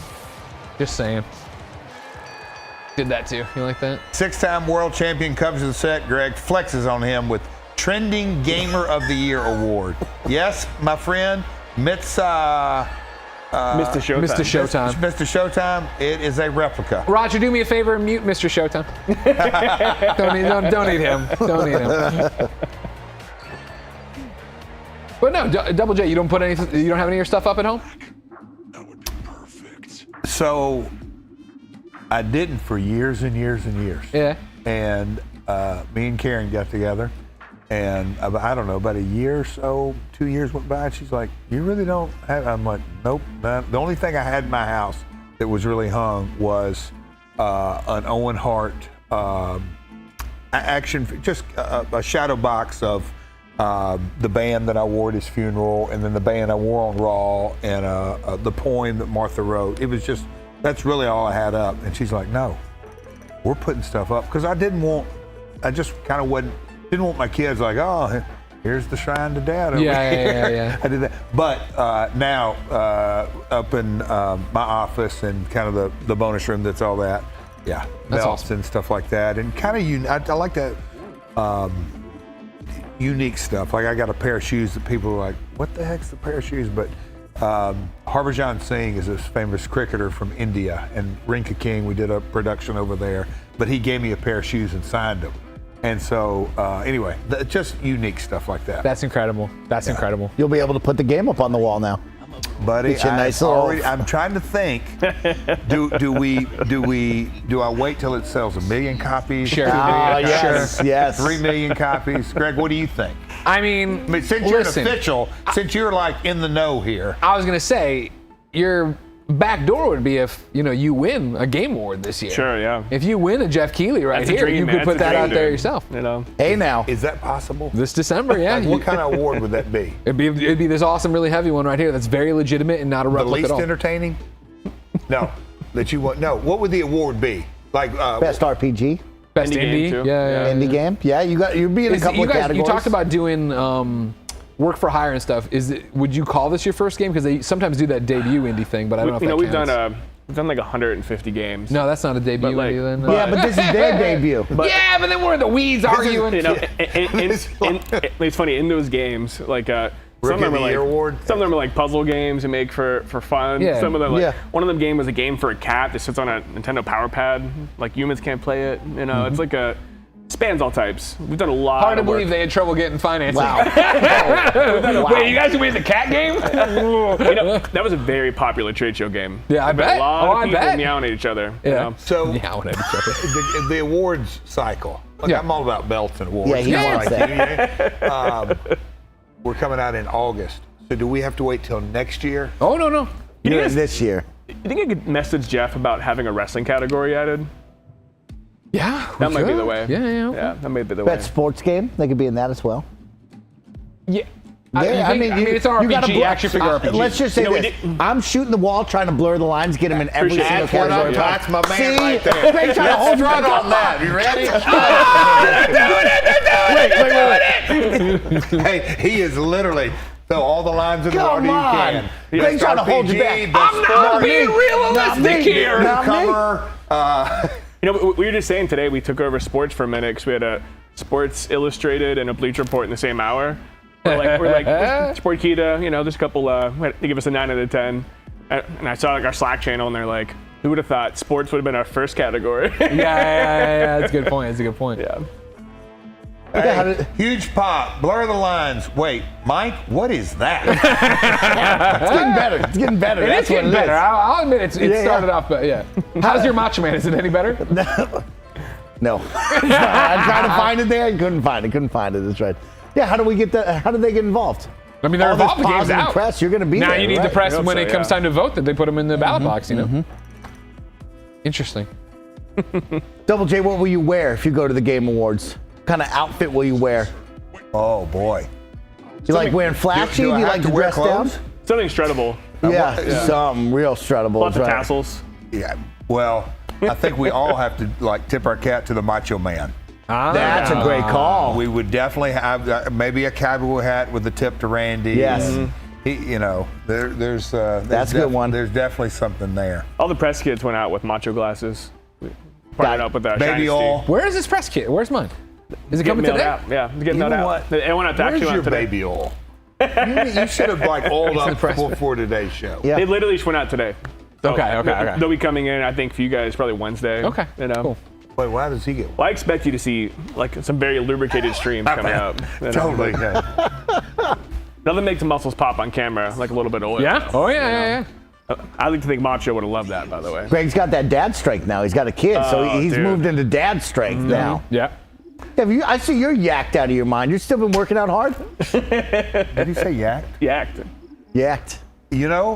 I am kind of a workout buff these days. Who would have thought? Yeah, no, Really? I've always stayed in shape. Yeah. I've always loved it, but in my life, I kind of like to say there's BS. That's before sobriety, but I literally, it is a huge passion of mine. Sweet. Yeah. And I saw you bring up yoga. Are you doing the DDP yoga? You know what? You may just tell you a little wild, wacky fact. Give it to me. I know I did it when it came out, whenever. I did it off and on, but since October of 2017, I've done yoga every day, DDP yoga. have not missed a day. Yes. Should have brought our mats. I knew we should have brought the mats. But I'm into the I am. I'm into working out and all that. So about 2.5 years ago, coming out of the pandemic, I made up my mind. I'm going to get in the best possible shape I can. I dove in. Which is saying something when your career is being shirtless. Yeah. Yeah, but I did, and then I had no idea of things have kind of taken off. Who would have thought? My in-ring career at AEW, they said, "Hey, we'd like for you to make a few appearances," and here we go. Yeah, that's what AJ Creed just wrote. Jeff's still working in the ring. Hell of a match last week. There we go. See? Yep. Did he say yacked? Yep. Jeff yacked and yatted. Okay. You gotta love it. But no, I'm I feel very fortunate, very blessed, lucky, all the above. My in-ring career still at this stage, 37 years in. And wow. I still rocking it. To James's amazement. Hey, seriously, when we met, I was an SVP at WWE on the corporate side. I mean, basically my in-ring career was in my rearview mirror. Wow. And did things here and there, and now look at where we're at now. James put the WrestleQuest dust on me, and I love that. Back at it. Speaking of that, one of my wish lists for the press kit they weren't able to bring to life was a Double J flip book. You can see the strut happening, Yeah. And it's like we were playing with it for weeks, and I'm like, Zach, we have to finish closing the bugs in the game. No, I've almost got this. I've almost got this part now. You're gonna make me laugh a little bit about the DDP yoga because a ton of our team does it now. Okay, and of course, obviously Dallas encouraged it, but then we have quite a few. Like we have this program called Cat Fit, where everyone does like scheduled twice a week 30-minute sessions. I like to think that I have like the most powerful game company in the world, 150 pounds of steel nerds. Yeah. Like we can hold side planks for 3 minutes, dude. Okay. Dang. Pretty Okay. good. And, okay. And wow. it's like, so Dallas comes to visit for the office, and those power cuffs he has now, right? You might have seen the sign in the gym. Bro. Yeah. He sold them to you, right? I want to paint a scene for you. So it's 2 a.m. The first night I pick Dallas up, he's giant, right? He comes in with his like fur coat. Takes it off in the kitchen. My wife's like, "Oh, another wrestler." Okay, great, right? She's 7 months pregnant. Yeah. My wife Amanda's like, which one is this? Are you putting all the wrestlers up at your house? Sometimes. Okay. But it's like in this, basically they come over, right? Yeah. This is my son Maximus. This is my wife. Great name. He's a wrestler too. Big fan. Actually, check this out. My 2 children, Axe and Max. That's a tag team, dude. That is a bad tag team. All right, so DDP comes in. Takes his coat off to warm his food up before I drop him off at his hotel. And he's warming his food up. It's pretty late. It's like midnight. Fast forward, it's 2 a.m. My wife's up. She's in the kitchen, leaning forward, like, what's going on? He has the power cuff around me, and he has me doing curls with, like, basically like circulation compression. Okay. Yeah. So it helps, like, increase localized hypertrophy by, like, pushing, maximizing blood around the muscle fascia to spread that tissue. The muscle fascia is like the sausage casing around the muscle. Sure. And I got these 20-pound dumbbells. I'm like 260-some pounds. I'm just purple at this point. I'm like, set to 30 and 40, and he's just like in my face. He's like more. Just really going in at 2 a.m. or so, and it was a very surreal moment. I remember looking over and seeing our creative director Nate Flynn and our head of audio Mitch Foster. Are both sitting there also just kind of shocked and thinking like, what's going on right now? That's Dallas.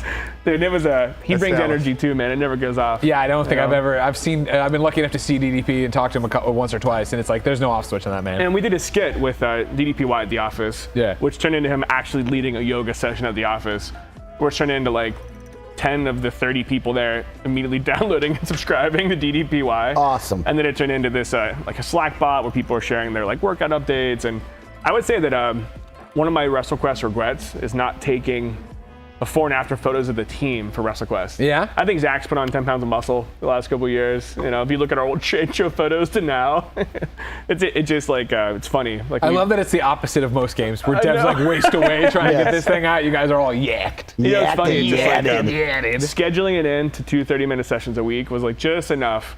It's like accessible to the team and it's very team building. Probably not great for HR sometimes. But it's just been like, it's been pretty fun. But DDP really like tortured the hell out of us with the yoga and those power cuffs. Thank God you didn't bring him. You brought Jeff Jarrett instead. We were gonna bring DDP. We couldn't match up dates. He's so busy too. Oh, sure. So is Jeff. Jeff and DDP are on the road every day. Yeah. Right? Yeah. Like it is incredible to me how much those guys pack in a week. We've been really lucky to be able to work with both of them across all these different events and things. But Dallas wanted to be here. It just like couldn't quite make the dates exactly line up. But we're trying to work out something right now with TwitchCon with everybody. Oh, sure. To do one more kind of like on the other side. But the power cuffs, man, check them out. I was wondering what that was because I hadn't heard about it yet, but I saw it in the game. You guys are advertising it in the game. I was like, what is this? It's a new DDP, like branded, like kind of wellness, life extensionist, fitness device. They're affordable. They're under $30. Sure. And it makes these like, makes your 10 or 20 pound dumbbell feel like a 100 pound dumbbell. So it definitely maximizes your time, keeps it really compressed, but those things really hurt. And my arms were sore for like 2 weeks because of that shoot. Yeah. So the next day we're at the office prepping to shoot, I'm carrying these things in. I remember just not being able to get my arms straight. And I've been working out for like 25 years. Like I've been working out my whole life. Yeah. And DDP definitely taught me a lesson that night, but WrestleQuest stories. We dodged a bullet. Oh man, Dude, we got lucky. I hope we have DLC. I hope we come here again. We're definitely bringing Dallas. I'm good. Right away. Sign me up for that. I'll take the guitar shot before I take that power cup. It's funny you mentioned the no clip. I think the mini doc content, if you're a wrestling fan, is just so off the chain with these guys. Yeah. Really funny stuff. Oh yeah. And Jeff's been like an incredible piece of that. You figure like he's not just talent, like he's third generation promoter, WWE executive, like founder of organizations, global force. It's just like he's ran with and has worn every single hat. So whenever he connects talent, those talent like really respect him. Is he doing that? Is he being like introducing you to people? We met Jeff so late into signing that we had everyone but one or two folks signed at that time. And then Jeff was able to help us kind of, I'm gonna say like distill some of the stories, connect some of the dots with folks who were maybe signed and then like less accessible. And then he also helped kind of evangelize a lot of these, I want to say wrestling press, wrestling outlets, because his relationships go back his whole career. So it's, as far as getting the wrestling fans to know about it, Jeff led that charge, right? And something that's great about pixel art games and wrestling that crosses over closely, they're so personal and so engaged. They're like two areas of super fandom. You can basically guarantee that your super pixel indie fans will just find out about games at every announcement. Uh-oh. He's taking a look at him. I have such extreme guitar PTSD at this point. Every time I hear strum, I can start to feel the sweat. I don't listen to music anymore.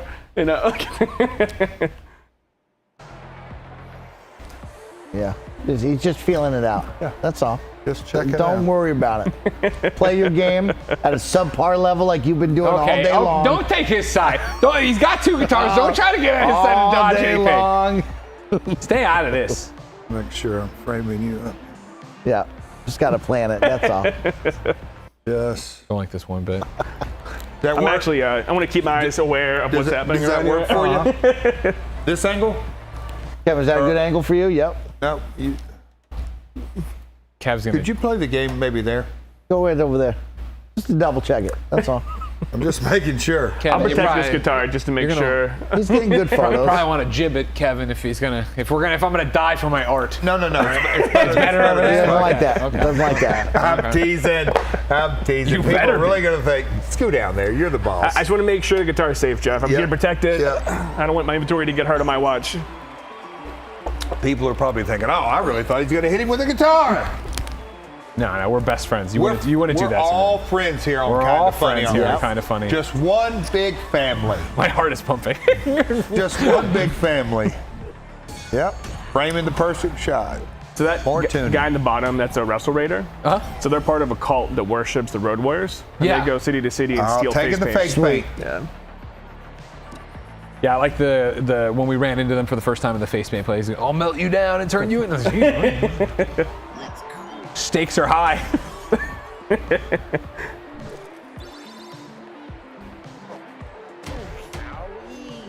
One big dysfunctional family. You got that right.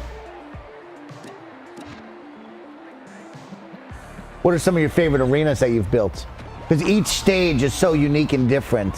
What are some of your favorites? Like toy sets in general? Yeah. That's tough. Lucha? I do love the Luchador Town, for sure. I wouldn't say it's my favorite, though. I think it might be Parts Unknown. I feel like growing up, like the characters who were spawned and from Parts Unknown really resonated with 8-year-old James. You know, I like to think somewhere 8-year-old James wants a high five 38-year-old James. Yeah. He's pretty hyped to be like, look, dude, you pixelated Parts Unknown. Like, we needed this, you know, for all James kind. But we had some great, you know, content that we tabled for future DLC. Like we have one called Plush Town, which is a lot of fun to bring to life. Of course. It's like the animation's like pretty off the wall with the way these hard plastic toys interact with plush. Strut Town's very cool. Oh, Strut Town's probably one of the most traveled destinations. Table. My man's in it. It's table night. You're in it. You're in Strut Town. Here he goes. Make me get out there. See, if it's struck like that, that's like the beginner strut. Yeah. You gotta. Oh, now he's doing Whoa, reverse. you go backwards. Wow. See? Hey, let me frame you really quick, and just in case. Just in case. You The never reverse know. strut was strong. Oh, thank you. He Thank you. pulled that out, didn't he? That's basically the flip book that I needed. That's the true mocap. Okay.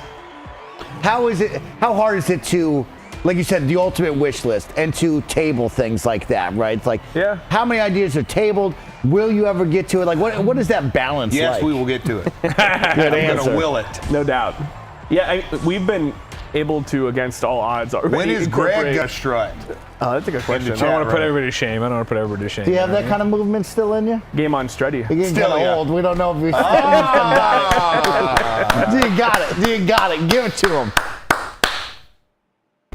Oh. See? It's not too bad. Hey now. See? Why do you guys do you strut right He taught and me. arm You right? got to go I opposite taught you. hands. Oh, yeah. He taught me. You got to go Well, so, opposite. I didn't do opposite. I felt like I was doing opposite. You weren't. Sorry. There you go. There See you that? go. Now we're talking. Now, what Mike are we doesn't doing? do enough with his Looks face. like a wounded Canadian. Yeah. Just a deer. Mike's not Going doing off enough into of the this. woods. All right. It's like this, you know. Like a deer What are wounded. we doing with the head, Jeff? We got the head down. We bobbing the head. What are you Kind of doing? do like Conrad. Conrad always says, "I love the head shake first." Let's just a little touch there. You just kind of got to do the head wag, you know. Back in your day, could you identify everyone out in the crowd when you were doing the strut? Could you see them in their eyes and like, hey, I'm doing this for you, and they go, oh my God, this is crazy. Fans. Yeah, fans and everybody out there. What was that like I mean, looking down? One of the things I liked, and I was taught this also, is you can always kind of read the crowd and kind of like a musician, you kind of get a good ear to Yeah. it. But if you find somebody kind of like on a Greg 8th grade level, when he's in 8th grade, who just really hated Double J, there was just another level of, hey, F you and your, we're just, you know, they just take their cussing to a different level, you know, all that. Then you zero in on them. Evolved. You wink at them. You smile, you smile, wink, you yes. smile out on them. Bring it. You get real close to them, uncomfortably close to them at ringside. So that's the fun stuff. I love that. We were at an AEW event with the team pretty recently when they were in Pittsburgh, and one of our friends that does some gaming press was also there as a fan, and he's like, I spent most of the event looking for you guys. He's like, and I saw you all going crazy when Jeff came out. He's like, please respect that he's a heel. And I'm thinking, like, man, you're right. Like, we were just so excited to see Jeff. I love they have to rein you in and be like, no. Well, guys able to pick us out in the audience. Yeah. The only person cheering for Double J.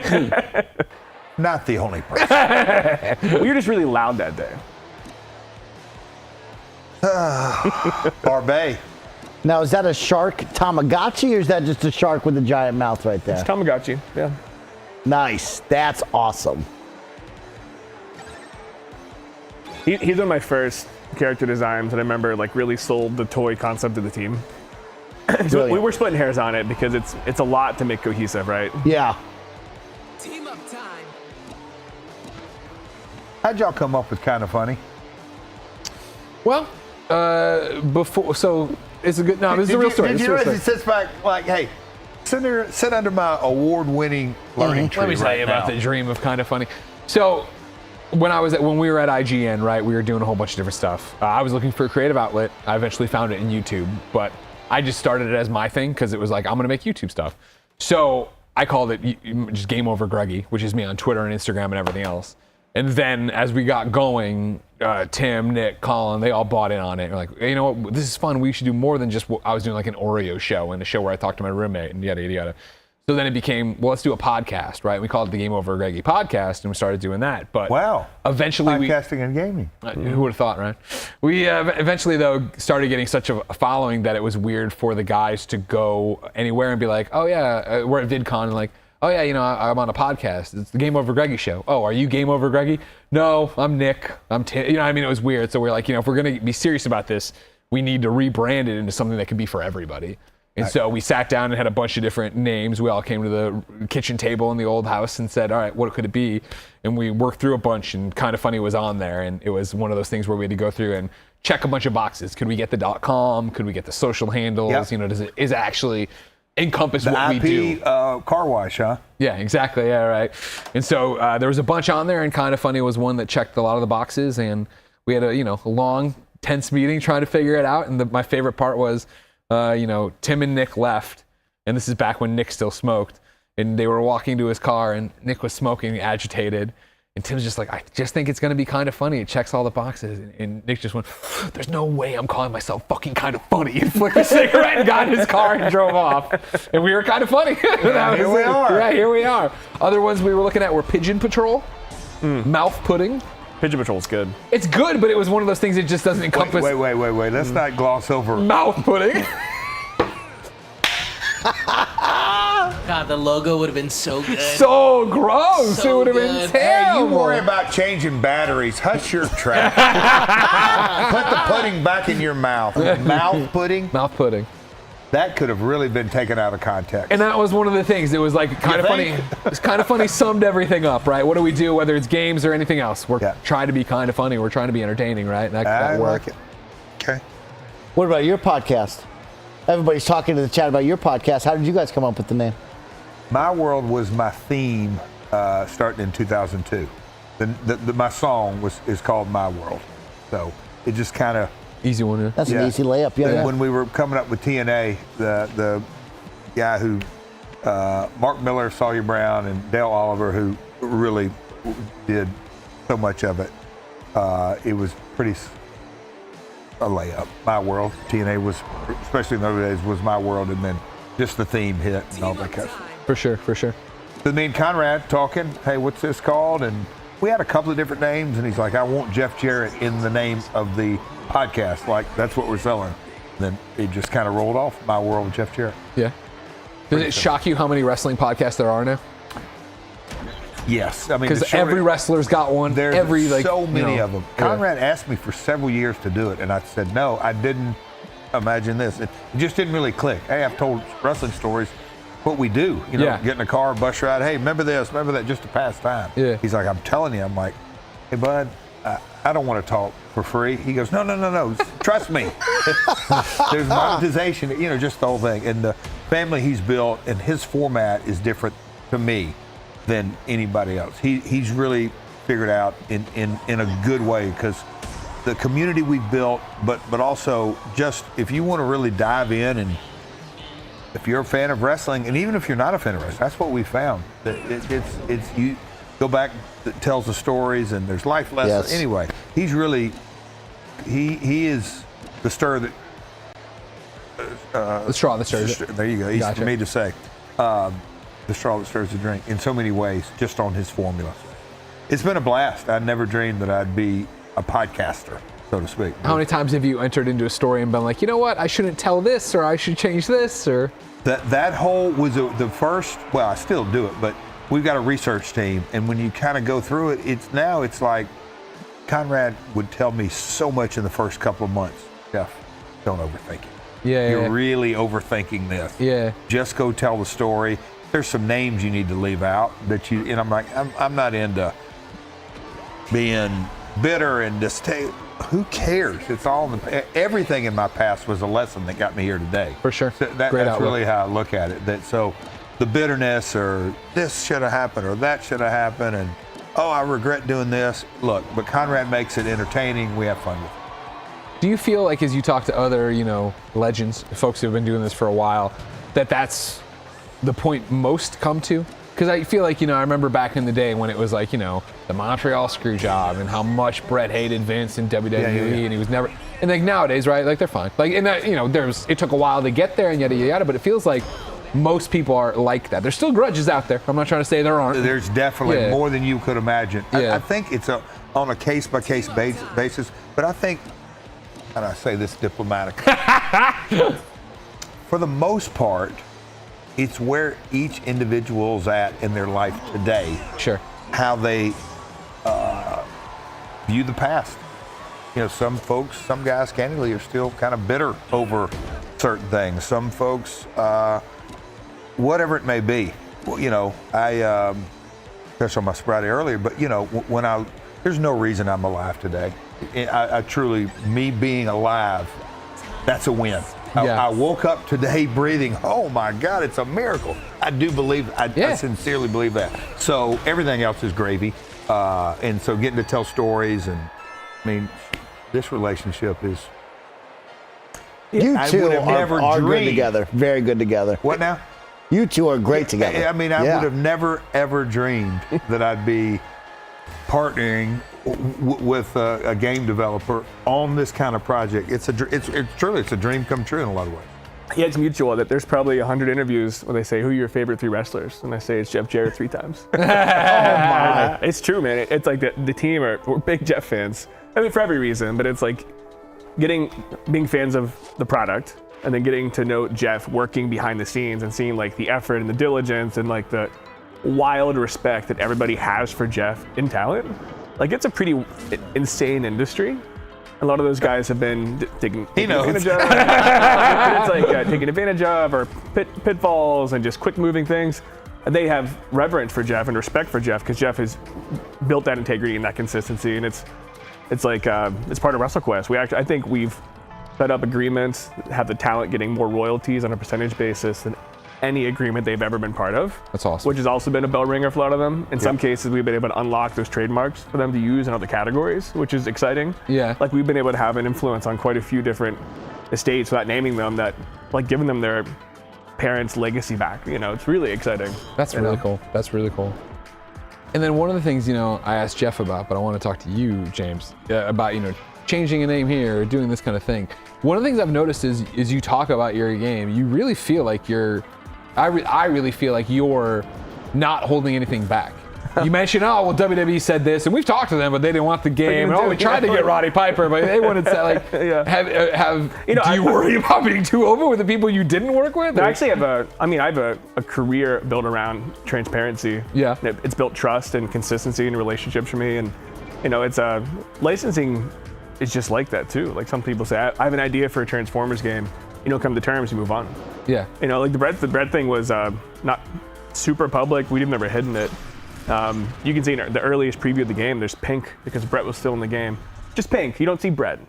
But it made headlines that WWE came to terms and purchased Brett's, and it's that's part of our journey and our story. And we definitely have a huge love for Brett's position too, and who he is. Like, he was on our wish list of top ever all-time greats. Yeah, for sure.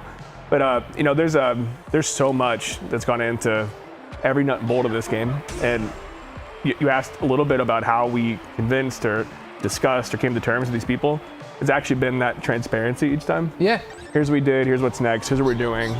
Even when you're today, you're like, we're working on DLC. We can't talk about it, but we're doing stuff. Yeah, that's awesome. Yeah, it's been a really fun, and easy to see forward. Hard to imagine how we got through the past.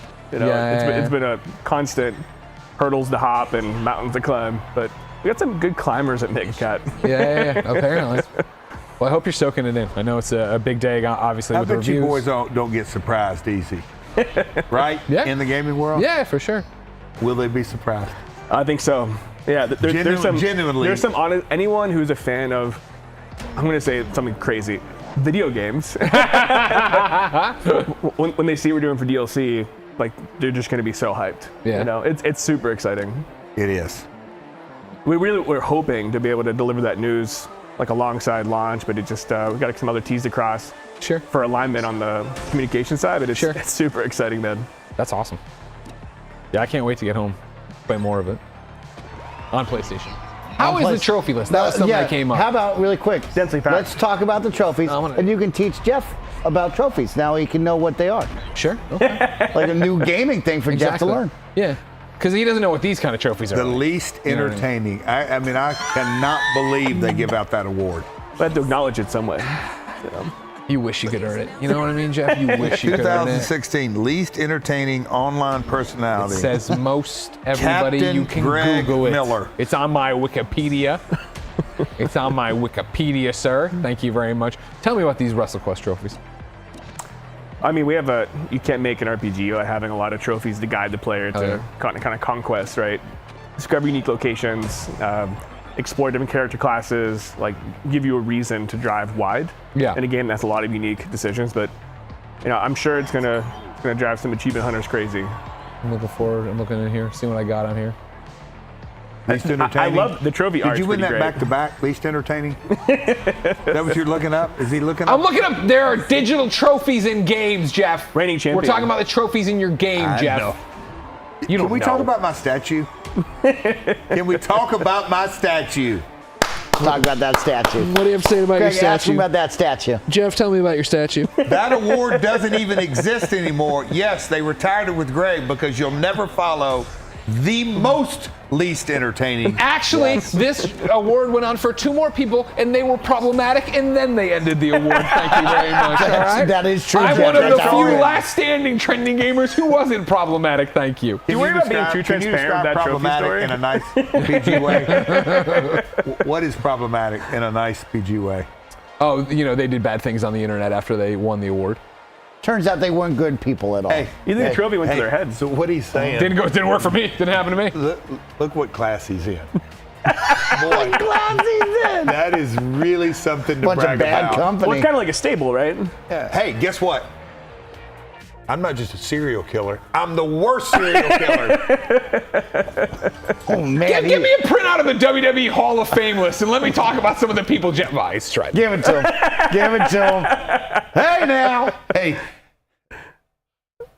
can I just hold this now? Now that I know the story, Yes. they retired this 2 years later Yeah, something like that. Yeah. because A lot of bad people won it. See them smiles killing me. I love it. that is here. I'm just gonna put this over here. I'm gonna give you water bottle. Stay by you. About 4 I minutes. wish if I'd have known this earlier, that would have been in every positioned in every shot with you. I mean, it's just, So they retired the award. yeah, they evolved it to. Can I ask? Yeah. Your I'll call it your peers, your social group. Are they in jail? No. Are they alive? Some of them. Greg, I had no idea I was going to have this kind of fun. I mean, when you really drill it down, yes, WrestleQuest comes out tomorrow. A lot of fun. We've talked about struts. We've talked about trophies. We've talked about Wikipedia. We've talked about Johnny Boxhead. Johnny Boz. Johnny Boz, excuse me. But little did we know that we would get to talk about an award as prestigious as one that they retire because you're a bunch of scumbags. I was the good guy. Hey, I'm not just a serial killer. I'm the best serial killer. Recognized. Jesus.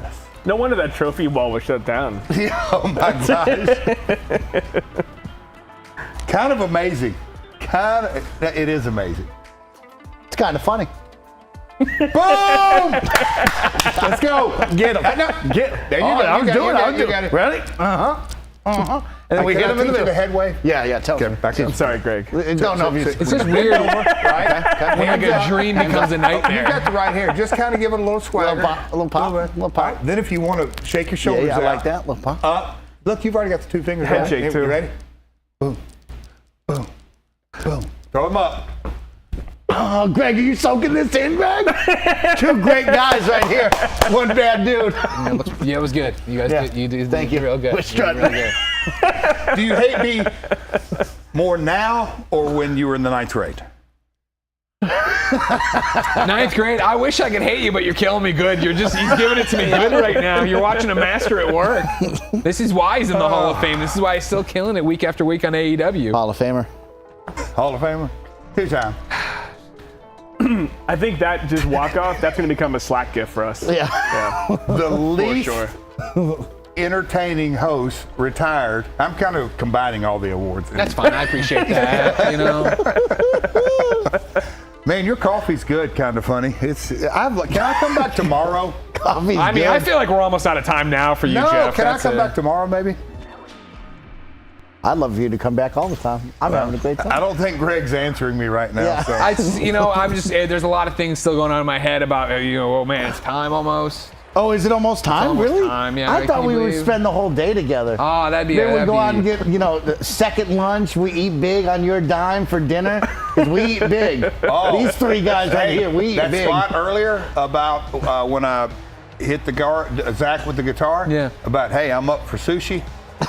Some good sushi in San Francisco. That's accurate. That's accurate. You hear about that? Good sushi. You into sushi? Oh boy, Dude. That's Skybound's credit card. It's the official food of WrestleQuest development. Wow, really? It's a food group. Yeah. I like that. Yeah, the hype meter keeps going up. It's the we- strut. The hype meter when me and him were strutting was way up. Way up there. Way up there. And we talked about Noble. Greg, you could take us out. We could go out somewhere big for dinner, all three of us. Sure, yeah. Celebrate this episode. Be a great time. I agree. Yeah. Celebrate this episode. I love that. But again, I think we're out of time. You know, Mike?